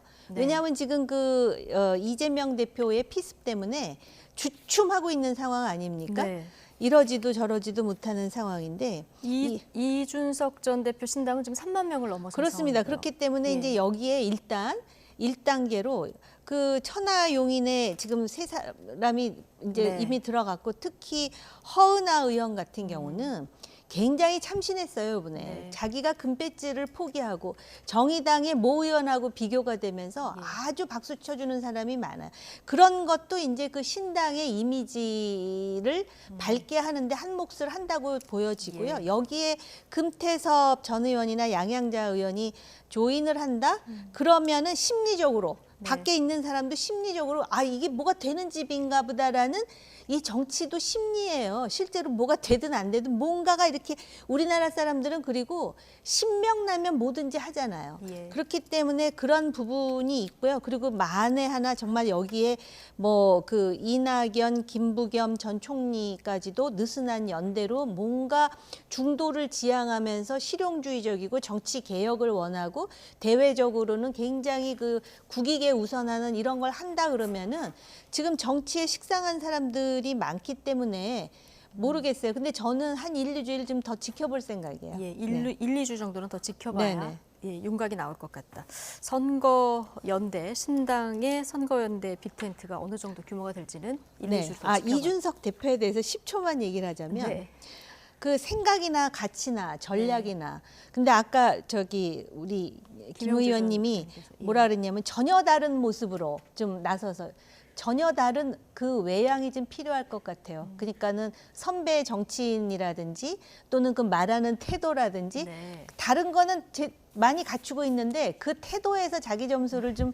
깎아먹는다는 얘기들을 많이 하니까 조금 미래 가치가 있다고 하시니까 그 미래 가치를 좀 돋보이기 위해서 본인이 좀 그런 걸 다듬어 가지고 마크롱이나 오바마 같은 사람 얼마나 겸손하고 겸허해 보입니까?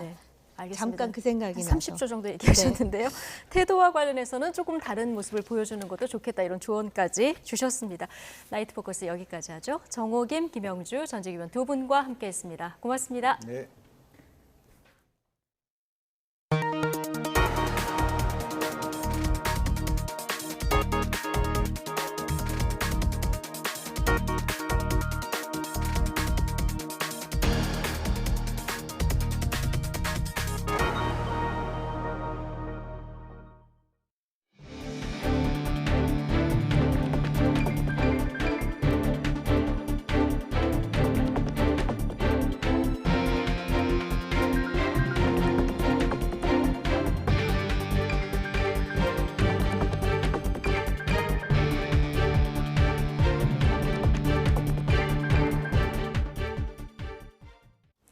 경기 북부 지역에서 다방을 운영하던 여성 업주가 일주일 간격으로 잇따라 살해돼 경찰이 수사에 나섰습니다. 경찰은 지문 감식 결과 동일범 소행으로 확인하고 50대 남성 용의자를 공개 수배하는 등 뒤를 쫓고 있습니다. 김태원 기자입니다.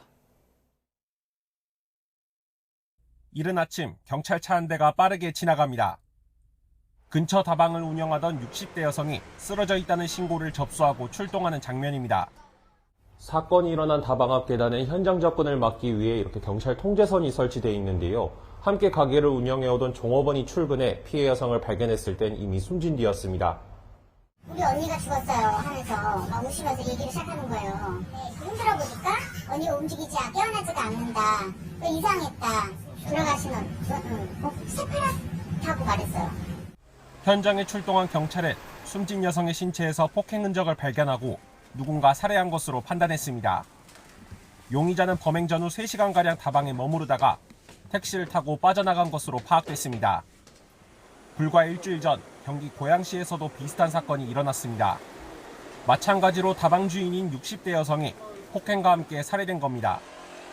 경찰은 57살 남성 이모 씨를 유력 용의자로 지목하고 공개 수배에 나섰습니다. 이 씨는 키 170cm 정도 보통 체격의 민머리입니다. 지난 2일에는 사건 현장과 멀지 않은 식당을 방문한 모습이 포착되기도 했습니다. 경찰이 지문을 감식한 결과 경기도 양주와 고양에서 벌어진 두 사건 모두 이 씨가 저지른 것으로 확인했습니다. 또 범행 시각이나 수법까지 비슷한 것으로 파악하고 이 씨를 추적하고 있습니다. YTN 김태원입니다. 네, 연수의 살해 용의자 이모 씨는 YTN 취재 결과 경기도를 벗어나 도주한 것으로 파악돼 추가 범행이 우려되고 있습니다. 네, 현금만 사용하고 또 여러 차례 옷을 바꿔 입는 탓에 추적이 쉽지 않아 경찰은 동원 가능한 경력을 최대한 투입해서 추적하고 있습니다. 계속해서 박정현 기자의 단독 보도입니다. 용의자 이모 씨는 경기도 양주에 있는 다방에서 주인 여성을 살해한 뒤 새벽 1시 반쯤 범행 장소를 벗어났습니다. 택시에 탄 이 씨는 경기 북부 지역을 거쳐 동부 간선도로를 타고 서울로 도주한 것으로 알려졌습니다. 이 씨는 이후 서울 청량리역 인근에서 모습이 포착되기도 했습니다. 이 씨는 도주 과정에서 옷을 여러 차례 갈아입은 것으로 파악됐습니다. 이에 더해 택시를 수시로 바꿔 타며 현금만 사용하는 등 수사망을 철저히 피하고 있는 것으로 확인됐습니다. 경찰은 이 씨가 여러 차례 절도 전력이 있는 것으로 파악했습니다.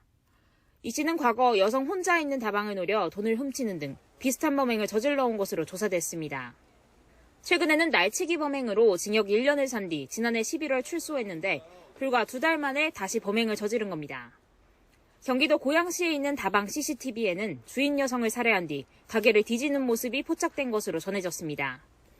경찰은 이 씨가 서울로 도주한 사실을 파악하고 경력을 늘려 검거에 주력하고 있습니다. YTN 박정현입니다. 북한군이 9.19 군사합의 서상 사격이 금지된 해상 완충구역인 백령도 전방 장산곳과 연평도 전방 든산곳 일대에서 200여 발의 해안포 사격을 실시했습니다. 합동참모본부는 오늘 오전 9시부터 2시간가량 북한군의 사격이 이어졌다며 이같이 밝혔습니다. 그러면서 북한군이 쏜 포탄은 서해 북방 한계선 NLL 북방에 떨어졌고 이로 인한 우리 국민과 군의 피해는 없다고 설명했습니다. 이어 북한군 사격의 맞대응 차원으로 백령도 해병대 6여단과 연평부대가 오후 3시부터 북한군의 2배인 400여 발의 해상 사격 훈련을 진행했다고 덧붙였습니다. 북한이 개성공단에 인접한 경의선 도로에 지뢰를 매설하고 있는 것으로 확인됐습니다. 또 9.19 군사합의로 파괴됐던 비무장지대 감시초소를 콘크리트로 복원하고 있는데 서해 완충지대 해안포 사격 재개와 함께 우리나라를 교전국가로 규정한 이후 후속 조치에 나선 것으로 풀이됩니다. 신현중 기자입니다. 지난 2016년까지 개성공단 직원이 출퇴근하고 생산 제품이 오가던 경의선 도로입니다. 남북 경협의 상징과도 같았던 이 경의선 길목에 북한이 지뢰를 매설하고 있는 것으로 확인됐습니다. 군 관계자는 북한이 개성공단 관문인 도라산을 지나 공단 가기 전 길목에 지뢰를 매설하는 장면을 포착했다고 전했습니다. 앞으로 이 도로를 쓰지 않겠다는 건데 남북의 경제협력을 원천 차단하겠다는 뜻으로 해석됩니다. 앞서 김정은 국무위원장은 연말 전원회의에서 남한을 동족관계가 아닌 적대국가, 교전 중인 국가로 규정하고 강경 대응을 예고했습니다. 조선반도에서 언제든지 전쟁이 터질 수 있다는 것을 기정사실화하고 남반부 전 영토를 평정하려는 우리 군대의 강력한 군사 행동의 보조를 맞춰 나가기 위한 준비를 예견성 있게 강구해 나가야 합니다. 북한은 또 9.19 군사합의로 파괴했던 최전방 감시초소를 복원하면서 콘크리트 초소를 여러 개 건설하는 정황도 확인됐습니다. 비무장 지대에서 콘크리트 초소 건설이 우리 군 감시 자산에 식별된 것은 이번이 처음입니다. 김정은 위원장이 교전국 관계로 남북 관계를 규정했기 때문에 더 이상 대화나 타협의 대상이 아니고 전쟁 대상으로 규정을 했기 때문에 거기에 맞는 전투행위 태세로 전환을 했다 이런 의미가 있죠. 이런 가운데 김정은 국무위원장은 딸 김주혜와 함께 대륙간 탄도미사일 이동식 발사대 공장을 둘러봤습니다. 여기에선 고체연료 화성 18형 이동식 발사대 여러 대와 액체연료 화성 17형용으로 추정되는 발사대가 공개됐는데 미국 등을 겨냥해 전략 미사일 전력을 과시하려는 의도로 풀이됩니다. YTN 신현주입니다.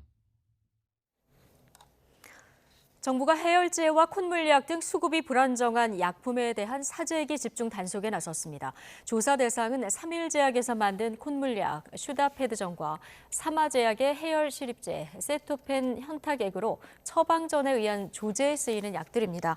보건복지부는 이들 약품의 경우 건강보험심사평가원에 보고된 의약품 공급 내역과 청구량 분석을 통해서 유통 불균형이 수급 불안정을 불러온 것으로 의심된다고 설명했습니다. 서울 명동에 노선별 줄서기 표지판이 생긴 뒤에 차량 정체가 더 심각해지자 서울시가 이달 말까지 시행을 유예하기로 했습니다. 정류소 위치를 옮기고 현장에 계도 요원을 투입합니다. 최기성 기자입니다. 현재 명동 입구에 정차하는 29개 노선 가운데 줄서기 표지판 대상은 25개 노선입니다. 서울시는 이 가운데 13개 노선 표지판 운영 시행을 오는 31일까지 유예합니다. 다만 이전부터 운수회사에서 표지판을 운영했던 12개 노선은 탑승객 혼란 최소화를 위해 그대로 유지합니다. 경기도 수원과 용인 방면 광역버스 등 6개 노선은 정류소를 신설하거나 위치를 바꿔서 정차합니다. 상황이 안정화할 때까진 안전한 승하차 등을 돕는 모범 운전자 등 계도 요원을 투입합니다. 이와 함께 경기도와 해당 노선을 운행하는 운수회사와 협의해 회차지 변경 등도 검토하기로 했습니다. 현재 명동 입구 광역버스 정류소에는 모두 29개 노선이 정차하는데 정류소 공간은 35m 정도로 좁아 퇴근길 혼잡이 극심합니다. 시는 이번 조치로 혼잡도가 줄어들 것으로 기대하고 있습니다. 일단 명동 입구 광역버스 정류소 1일 탑승객 수가 지금 9,500명인데 30% 정도 감축이 돼서 6,400명 정도로 조정이 되니까 혼잡도가 좀 완화가 될 걸로 기대하고 있습니다. 지난달 말 시는 명동 입구에 노선별 줄서기 표지판을 설치했는데 이후 시민 불편이 가중됐다는 지적이 나왔습니다. 시는 또 다른 정류소에서도 광역버스로 교통 혼잡이 빚어지고 있다면서 감차나 노선 변경 같은 중장기적 해결 방안이 필요하다고 밝혔습니다. YTN 최기성입니다. 정부가 이르면 다음 달부터 건강보험 지역가입자의 자동차에 부과하는 보험료를 없애기로 했습니다. 직장가입자와 형평성을 맞추려는 조치인데 333만 가구에 한 달 2만 5천 원 정도의 보험료가 줄 것으로 보입니다. 김연아 기자입니다. 정부와 여당이 건강보험료 지역가입자의 보험료 부과 기준을 완화하기로 했습니다.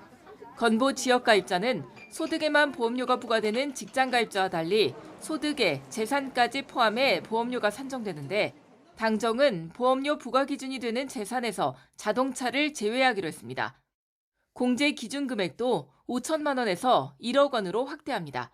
이에 따라 신차 가격 6천만 원가량 하는 카니발 소유자는 월 4만 5천 원, 시가 2억 4천만 원의 주택 보유자는 월 5만 5천 원 정도 보험료가 줄어드는 등 이르면 다음 달부터 전국 333만 세대의 보험료가 월 평균 2만 5천 원 인하될 전망입니다.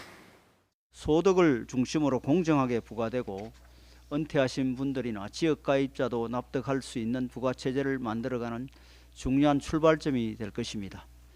당정은 특히 지역가입자의 소득 파악이 어렵다는 이유로 재산에까지 보험료를 부과하는 건 불공정하다고 강조했습니다.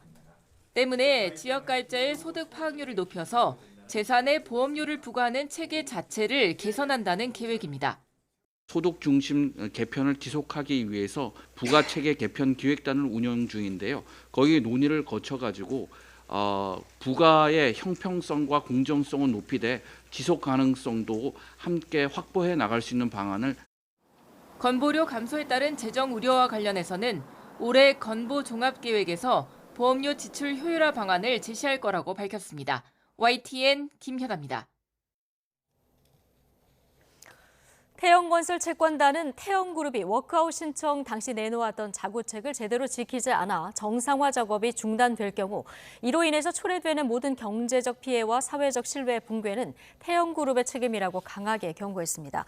태영건설의 주 채권은행인 산업은행은 오늘 주요 채권은행의 부행장들을 다시 불러서 논의한 뒤에 이같이 정리된 입장을 발표했습니다. 채권은행들은 태영그룹이 태영인더스트리 매각 대금 중 미이행분 890억 원을 즉시 태영건설에 지원하고 에코비트 매각과 불원 담보 제공 등 나머지 3가지 자구 계획도 즉각 시행하라고 촉구했습니다. 태영건설의 워크아웃 신청 이후 유동성 위기로 제2의 태영건설 가능성이 제기된 일부 건설사들이 선제적인 해명에 나섰습니다. 롯데건설은 지난해 말 대비 부채 비율을 30% 이상 줄였고 현금성 자산을 2조 원 이상 보유하고 있다며 PF 우발 채무 관리에 문제가 없다고 밝혔습니다. 동부건설도 지난해 4분기 3천억 원의 유동성을 확보해 재무 안정성을 유지하고 있다며 높은 금리의 운영 자금을 지속 상환해 이자 비용과 채무 상환 부담을 줄여나갈 계획이라고 말했습니다. 네, 방금 자막으로 보신 속보 전해드리겠습니다. 고향 양주 등에서 다방업주가 일주일 간격으로 잇따라 살해됐다 이런 소식 앞서 전해드렸는데요. 이 연쇄 살해 용의자 이모 씨가 강원도 강릉에서 경찰에 붙잡혔다는 속보가 들어왔습니다. 경기 일산 서부경찰서는 오늘 밤 10시 45분쯤 강원도 강릉시에서 이 씨를 긴급 체포한 것으로 전해집니다. 다시 한번 전해드리겠습니다. 자, 고향 양주 다방 살인 사건의 피의자가 강원도 강릉에서 조금 전 검거됐다는 소식이 들어왔습니다. 경찰이 동일범임을 확인하고 용의자를 추적 중이었고요. 50대 남성 이모 씨를 지금 공개 수배한 상태였었는데요.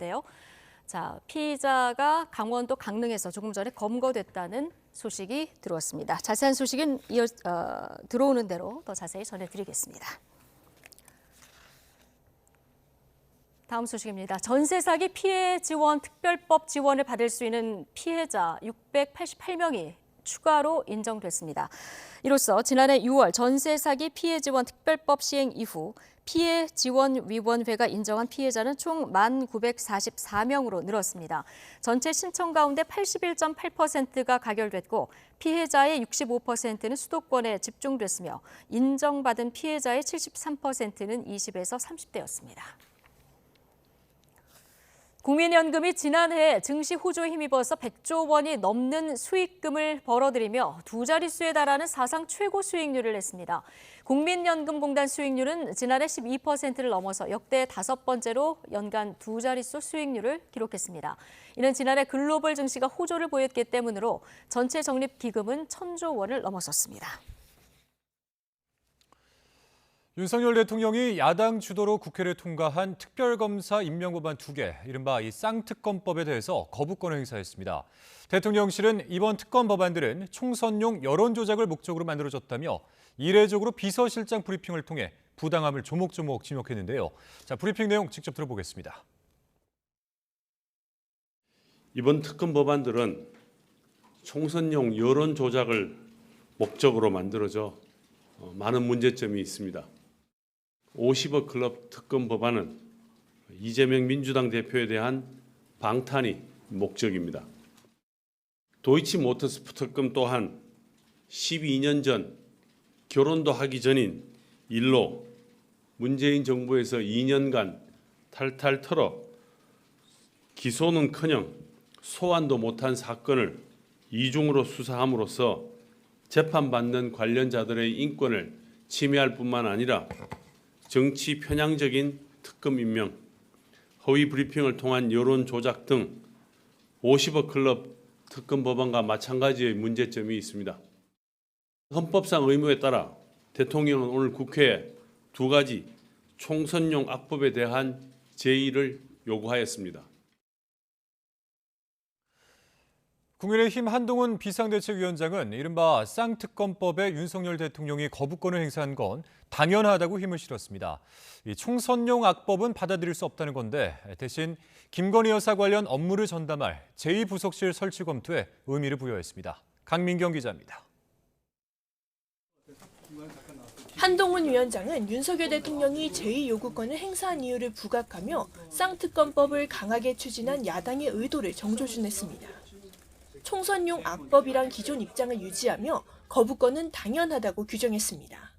도시특검 역시도 그거 가지고 모든 총선의 이슈를 덮어나가 매일 누구 불렀다 이걸로 덮는 게 국민에게 도움이 됩니까? 그것도 완전히 새로운 것도 아니고 십몇 년 전 얘기해가지고. 야당의 파상 공세에 밀리지 않겠다는 의도를 내비치며 대통령실의 변화된 태도에 방점을 찍었습니다. 김건희 여사 관련 업무를 전담할 제2부속실 부활 검토 방침을 긍정적으로 평가한 겁니다.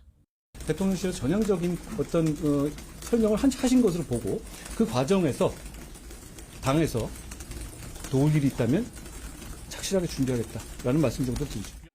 그동안 여권 일각에선 거부권 행사에 대한 부정적인 여론을 다독일 추가 조치가 필요하다는 의견이 적지 않았는데 이를 부각한 언급이라는 해석이 나왔습니다.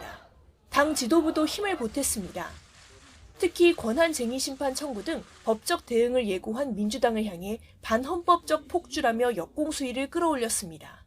쌍특검법이 국회로 환부될 경우 재표결을 최대한 미루려는 악의적인 꼼수의 일환입니다. 헌법재판소에서 받아들여지지 않을 걸 알면서도 야당이 김 여사 관련 이슈를 이어가기 위해 무리수를 두고 있다는 겁니다. 국민의힘은 과반 의석을 점한 야당의 입법 폭주가 도를 넘었다며 날선 반응을 쏟아내고 있습니다. 다만 최근 한동훈 노출범 이후 호남과 경기 등을 잇따라 방문하며 중도 외연 확장에 공을 들이고 있는 만큼 여론의 추이를 주시하는 분위기도 감지됩니다. YTN 강민경입니다. 네, 윤석열 대통령이 김건희 여사 주가 조작 의혹 특검 등 이른바 이 쌍특검법에 대해서 거부권을 행사하자 야당은 강하게 반발했습니다. 배우자를 위해서 대통령의 권한을 남용했다며 법적 대응을 검토하고 있습니다. 박기환 기자의 보도입니다. 민주당과 정의당 등 야 4당은 윤석열 대통령의 거부권 행사 소식이 알려진 직후 국회에서 공동으로 규탄 대회를 열었습니다. 김건희 방탄, 국민이 거부한다. 윤 대통령이 김건희 여사를 위해 헌법상 권한을 사적으로 남용했다고 목소리를 높였습니다. 역대 어느 대통령도 본인과 본인의 가족들을 위한 특별검사 그리고 검찰의 수사를 거부한 사람은 단 한 명도 없었습니다. 윤석열 대통령이 그 첫 사례로 총선 여론조작용 법안은 수용할 수 없다는 대통령실 주장 역시 강하게 반박했습니다. 지난해 3월 발의된 특검법을 총선 직전까지 끌고 온 건 오히려 정부와 여당이라며 거부권에 맞선 법적 대응을 예고했습니다. 이해충돌 문제 등을 따져본 뒤 헌법재판소에 권한쟁의 심판을 청구하겠다는 겁니다. 가족, 부인이 관련돼 있는 사건에 대해서 거부권을 행사하는 것이 옳은 것이냐, 이해 충돌의 문제가 있습니다. 헌법적인 문제, 법률적인 문제를 따져봐야 된다라는 거죠. 김건희 여사 관련 업무를 전담할 제2부속실 부활을 검토하고 여야 합의로 추천하면 특별감찰관을 지명하겠다는 대통령실의 입장도 깎아내렸습니다. 당연히 해야 할 일이라며 특검과는 별개 사안이라고 못 박았습니다. 쌍특검 가운데 하나인 대장동 50억 클럽 특검을 이재명 대표 방탄용으로 규정한 대통령실의 언급에도 날을 세웠는데 치료 중인 이 대표의 공식 반응은 나오지 않았습니다. 영상 정치라든지 그런 것을 고려하거나 판단하고 있지는 않고요. 빨리 뭐 2주 이내에 잘 그래도 좀 움직일 수 있는 정도로 회복을 하고. 야당은 반복되는 대통령의 거부권 행사에 이제는 제동을 걸어야 한다며 격앙된 분위기입니다. 언론 인터뷰와 토론회 등을 통해 여론전의 수위를 더 끌어올릴 것으로 보입니다. YTN 박기환입니다. 여야 원내대표가 김진표 국회의장 주재로 만나 오는 9일 본회의에서 이태원 참사 특별법 등 쟁점 법안을 처리할지를 논의했지만 합의점을 찾지 못했습니다. 국민의힘 윤재옥, 더불어민주당 홍익표 원내대표는 오늘 회동 뒤 기자들과 만나 여러 현안을 논의했지만 결과를 말할 만한 상황은 아니라며 오는 8일 정례 회동을 포함해 본회의 전까지 논의를 계속 이어갈 방침이라고 말했습니다. 국민의힘은 특별법 처리를 위해선 진상조사보다 피해자 지원과 재발 방지책 마련에 초점을 맞춰야 한다는 입장인 반면 민주당은 제대로 된 진상규명을 위해 특별조사위원회를 반드시 구성해야 한다고 맞서고 있습니다.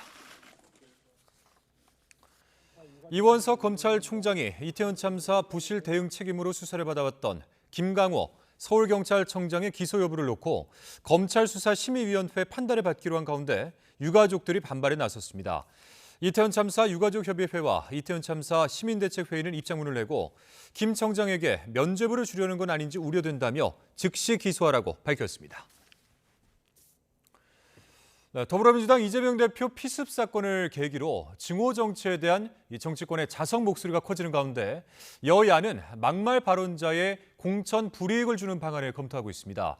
각 당의 공천관리기구에서 이런 내용을 구체화할 것으로 보입니다. 이준엽 기자가 보도합니다. 국민의힘 한동훈 비상대책위원장은 극단적인 혐오 언행을 하는 이들은 당에 있을 자격이 없다며 신속하고 단호한 대응을 공언했습니다. 최근 5.18 민주화운동을 폄훼하는 내용의 신문을 돌린 인천시의회 의장을 윤리위원회에 바로 회부한 데 이어 또다시 막말에 대한 경고장을 날린 겁니다. 극단적인 갈등과 혐오의 정서는 전염성이 크기 때문에 신속하고 엄정하게 대응하지 않으면 금세 퍼질 것이고 막말 이력을 공천심사에 반영하겠다고 밝혔는데 칼자루를 쥐게 될 공천관리위원장에는 판사 출신의 정영환 고려대 교수를 내정했습니다. 22대 총선 공천 과정에서 증오를 야기하는 발언이나 막말을 사용하는 분들의 자리는 국민의힘에 없습니다. 최강욱 전 의원의 암컷 발언 등 잇따른 설화 이후 막말을 공천 검증 항목에 추가하겠다고 이미 밝힌 민주당에서도 관련 논의에 다시 불이 붙었습니다. 이 대표 피습을 계기로 부적절 언행에 대해 더 강력한 철퇴를 가해야 한다는 당내 여론이 커진 겁니다. 이를 구체적으로 논의할 공천관리위원도 블록체인 기업인과 웹툰 협회장 등 당연직을 제외하곤 모두 외부 인사로 채웠습니다. 외부 인사 중심으로 구성한 이유는 국민 눈높이형 공천 심사를 추구하기 위해서입니다. 공천뿐만 아니라 당내 윤리위원회, 여야 신사협정 등을 통한 제도적 증오 발언 방지 장치를 마련해야 한다는 의견도 있습니다. 상대방을 악마화시키고 진영 논리에 빠져서 혐오와 분열을 만들어내는 이 장치. 혐오와 증오를 조장하는 발언을 어떻게 규정할지 모호하다는 점은 여야의 고민거리입니다. 하지만 정치 문화를 바꿔야 한다는 데에는 공감대를 형성한 만큼 증오 정치 중단 대책이 구체화할 수 있을지 주목됩니다. YTN 이준엽입니다. 경찰이 더불어민주당 이재명 대표를 습격한 피의자의 신상 공개를 검토하고 있습니다. 부산경찰청은 60대 피의자 김모 씨에 대한 신상공개위원회 개최 여부를 검토하고 있다고 밝혔습니다. 경찰은 살인미수 혐의는 관련 법에 따라 신상공개가 가능하다며 범행의 잔인성과 근거, 공공의 이익 등을 고려해서 신상공개위가 공개 여부를 결정하게 된다고 설명했습니다. 제주지방검찰청은 한동훈 국민의힘 비상대책위원장을 살해하겠다는 협박글을 올린 혐의를 받는 40대 A씨에 대한 구속영장을 기각했습니다. 검찰은 사안을 종합적으로 고려해 경찰이 신청한 구속영장을 기각했다고 밝혔습니다. 경찰은 A씨 휴대전화에 대한 압수영장이 발부되면 조사를 통해 불구속 수사 또는 구속영장 재신청 여부를 결정하기로 했습니다. 더불어민주당은 가족과 지인을 동원해서 민원을 사주한 의혹이 제기된 류희림 방송통신심의위원장을 공직자 이해충돌방지법 위반 혐의로 오늘 검찰에 고발했습니다. 민주당은 류 위원장이 가짜뉴스를 잡겠다며 아들과 동생 가족 등 지인을 동원해 방심위에 민원을 접수하는 청부 민원을 했다고 고발 이유를 설명했습니다. 류 방심위원장은 그러나 앞서 신학님 김만배 인터뷰 인용 보도의 신속 심의는 당시 위원장 대행의 단독 부의권 행사에 따른 것으로 민원에 근거한 게 아니고 민원인 개인정보를 유출한 건 중대 범죄라고 반박했습니다. 네, 우리나라 국가적으로 또 경제적으로 가장 큰 문제는 저출산입니다. 올해는 역대 최저, OECD 최저 기록인 합계 출산율이 0.6명대로 더 추락할 것으로 통계청은 전망하는데요. 반면 인구 반등의 원년이 될 수도 있다는 의견도 나옵니다. 기로에선 올해 상황 이승은 기자가 정리했습니다. 지난해 문을 닫은 서울의 초등학교입니다. 아이들의 활기가 사라진 운동장은 쓸쓸하기만 합니다. 원래 애들 아침에 학교 갈 때 뛰어다니는 거 그랬었는데 이제는 못 봐서 좀 아쉬운 것 같아요. 지역 쏠림 현상과 겹치면서 올해엔 서울 일반고 가운데 처음으로 폐교가 나옵니다. 전국에서 올해 문을 닫는 초중고등학교는 30여 곳에 이릅니다. 지난해 혼인이 3% 정도 늘었지만 합계 출산율은 올해 0.7명 밑으로 추락할 것으로 통계청은 전망합니다. 내년 0.65명까지 떨어진 뒤에야 소폭 반등한다는 겁니다. 첫째아 출산 같은 경우는 2.5년이 평균이다 보니까 이것들을 감안했을 때는 저희가 좀 더 뒤쪽에서 이제 수준이 낮아지고 올라갈 것으로 저희가 보고 있습니다. 하지만 올해부터 반등할 것이라는 전망도 있습니다. 출생아 수가 25만 2천 명으로 합계 출산율이 0.79명을 기록할 것으로 보는 겁니다. 저희가 훨씬 더 이 저출산 문제 극복을 위기 극복을 위한 노력을 기한다면 출산율을 다시 올릴 수 있는 원년으로 삼아야 되지 않을까라는 생각이 듭니다. 올해는 신생아 가정 주택 특별 공급과 특례 대출 등 굵직한 정책이 추가됩니다. 육아휴직 제도도 6+6제로 확대됩니다. 지난해 3+3제를 처음 시행한 결과 아이가 돌 전에 부모 모두 육아휴직을 한 경우가 2.2배 늘면서 아빠 육아휴직 비중을 끌어올렸습니다. 전문가들은 혜택이 일부 계층에 국한되지 않도록 또 여성에게 육아가 집중되지 않도록 제도를 재설계해야 한다고 지적합니다. 남성들에게 출산 휴가를 갖다가 한 달 30일을 갖다가 줄 수 있는 방향으로 한다면 좀 더 보편적으로 쓸 수 있지 않을까. 출산 초기에 남성들이 육아에 적극적으로 참여해서 자기의 역할을 갖다 갖게 된다면 그 이후에 아빠들의 역할이 계속 지속된다라는 연구들이 많이 있거든요. 저출산 대책은 필수적으로 공교육 개선을 동반해야 합니다. 2022년 사교육비 총액이 26조 원으로 역대 최대를 기록한 상황에서 출산율 하락의 26%는 사교육비 증가가 원인이라는 연구 결과도 있습니다. 자녀들의 과외비나 교육비가 많이 들어서 먹고 살기도 바쁜데 그냥 무슨 2세까지 생각하냐.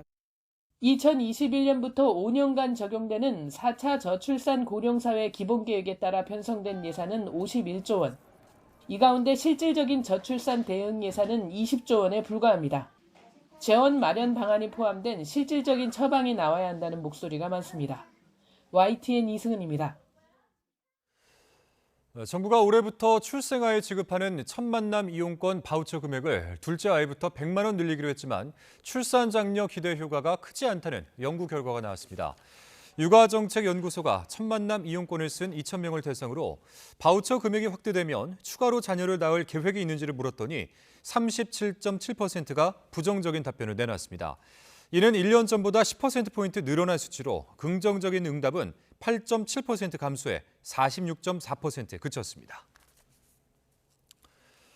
가짜 임대인과 임차인을 모집해서 140억 원이 넘는 금융대출을 받아 가로챈 조직원들이 전세금 대출 사기로는 처음으로 범죄 집단죄의 실형을 선고받았습니다.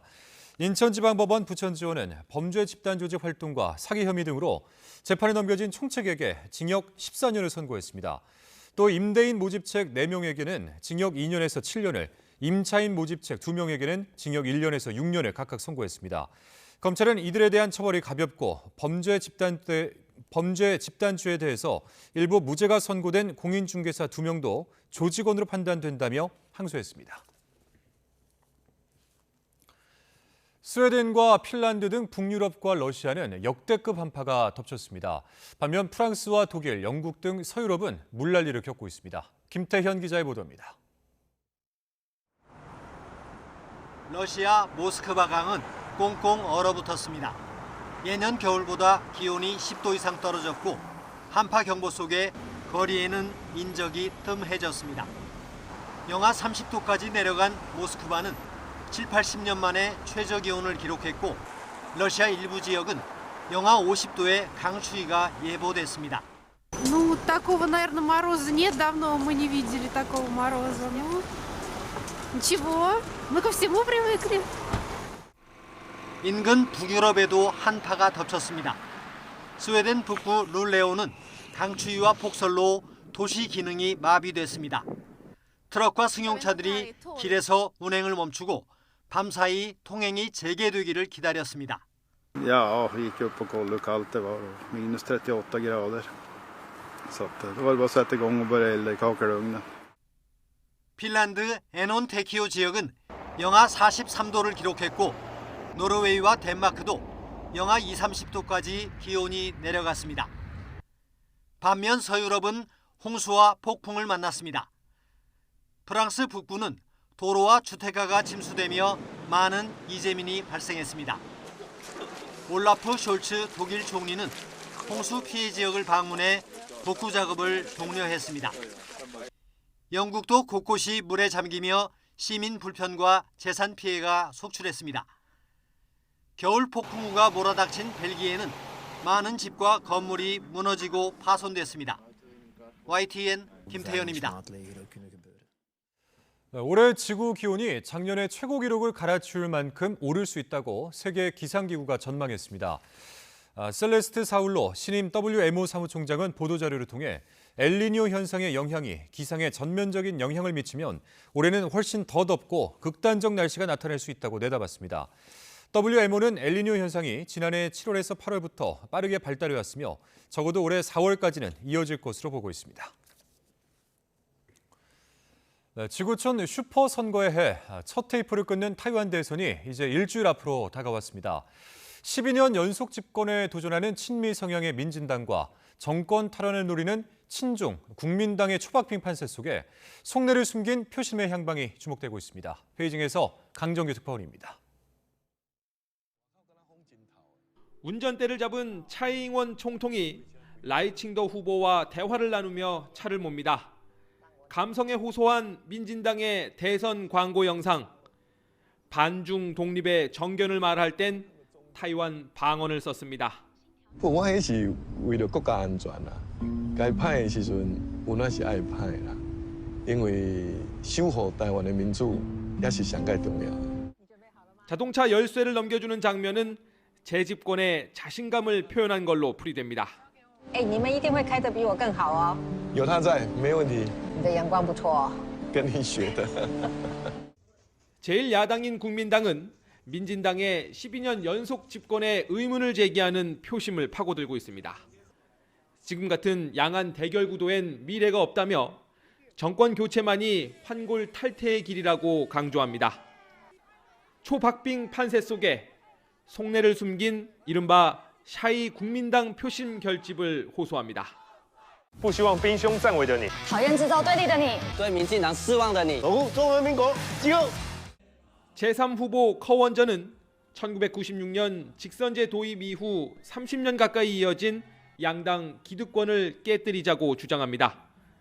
국민당과 민진당을 각각 상징하는 파랑과 녹색 대신 청록색의 민중당을 선택해달라는 겁니다. 30年来第一次可以同时下架蓝绿，让我们在台湾的历史上再创一次奇迹。 미중 패권 경쟁의 최전선이기도 한 타이완. 선거 결과에 따라 국제 정세도 달라질 수밖에 없습니다. 인류의 절반인 42억 인구가 투표하는 올해 첫 선거란 점에서도 세계의 이목이 쏠립니다. 베이징에서 YTN 강정규입니다. 아마드 바히디 이란 내무장관은 현지 시간 3일 발생한 대규모 폭탄 테러와 관련해서 용의자 여러 명을 체포했다고 밝혔습니다. 바이디 장관은 이날 이란 국영방송에 정보당국이 이번 테러와 연루된 일당과 관련해 매우 유력한 단서를 잡았다며 이번 사건의 역할을 담당한 자들도 체포됐다고 말했습니다.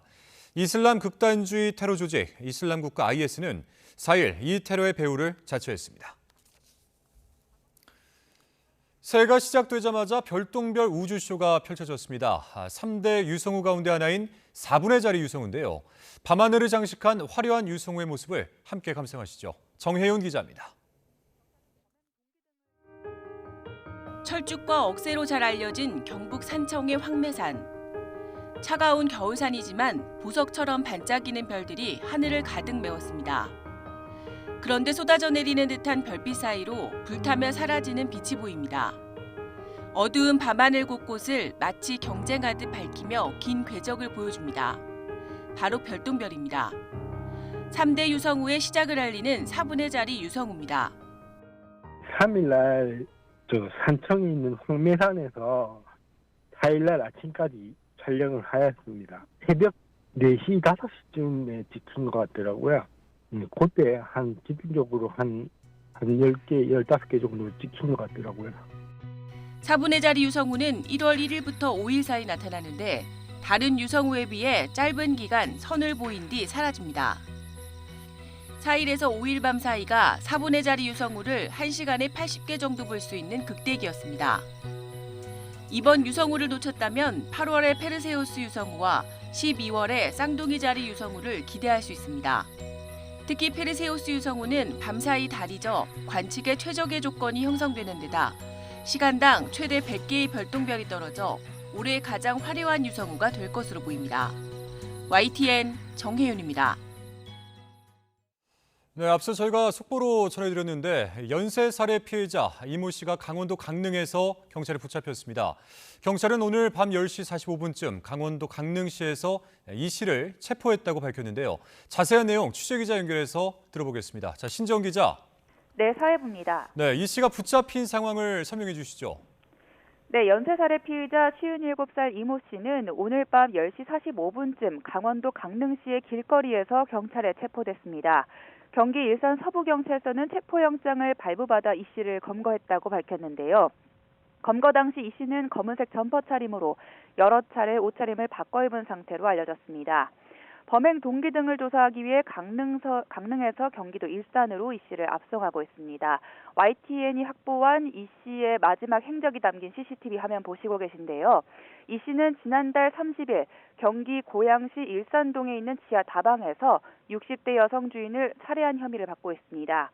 또 오늘 오전 경기 양주시 광정면에 있는 다방에서 여성을 살해한 혐의도 받고 있습니다. 앞서 경찰은 이 씨의 인상착의와 사진을 공개하고 수배했는데요.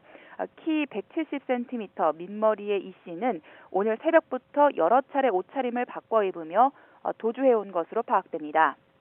이 씨는 마지막 범행 장소인 경기 양주시 광정면에서 의정부시로 이동한 뒤 동부 간선도로를 타고 서울 청량리로 이동한 것으로 파악됐습니다.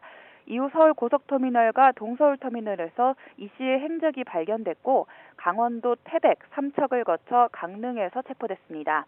다시 한번 전해드리겠습니다. 다방에서 60대 여성 2명을 살해한 혐의를 받는 57살 이모 씨가 오늘 밤 10시 45분쯤 강원도 강릉시의 길거리에서 경찰에 검거됐습니다. 경찰은 체포영장을 발부받아 이 씨를 검거했다고 밝혔는데요. 범행 동기 등을 조사하기 위해 강릉에서 경기도 일산 서부경찰서로 이 씨를 압송하고 있습니다. 지금까지 사회부에서 전해드렸습니다. 수영 황금세대 황선우와 김우민 등 대표팀 선수들이 다음 달 개막하는 도하 세계 수영 선수권 대회를 앞두고 호주 전지훈련에 떠났습니다.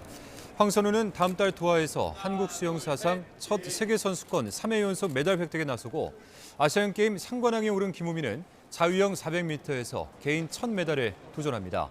또 두 선수와 함께 이호준, 이유연 등이 출전하는 개영 800m 종목도 한국 수영 사상 첫 메달을 바라보고 있습니다.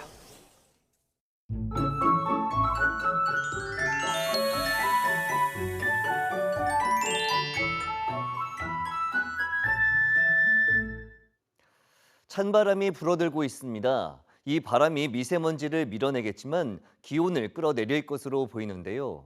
절기소환이 내일 아침에는 서울 기온이 영하 3도까지 떨어지며 날이 추워지겠고 체감 온도는 이보다 더 낮아지겠습니다. 추위에 건강 잃지 않도록 각별히 주의해 주시기 바랍니다. 낮 기온도 4도로 오늘보다 5도가량 낮아지겠습니다.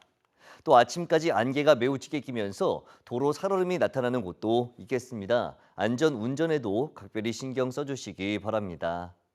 이후 대체로 막다가 오후부터 구름량이 늘겠고 중서부 지방에는 밤사이 1에서 3cm의 눈이 내리는 곳이 있겠습니다. 내일 아침 기온은 서울이 영하 3도, 춘천 영하 5도, 대전 영하 3도, 대구 0도로 오늘보다 2도에서 6도가량 낮겠습니다. 낮 기온도 서울이 4도, 대전 6도, 광주 7도, 대구 8도로 오늘보다 3도에서 6도가량 낮겠습니다. 휴일인 모레는 추위의 기세가 매우 강해지겠고 호남 서해안과 제주도에도 눈이 내릴 전망입니다. 날씨 정보였습니다. 금요일 뉴스나이트 마치겠습니다. 함께해 주신 여러분 고맙습니다.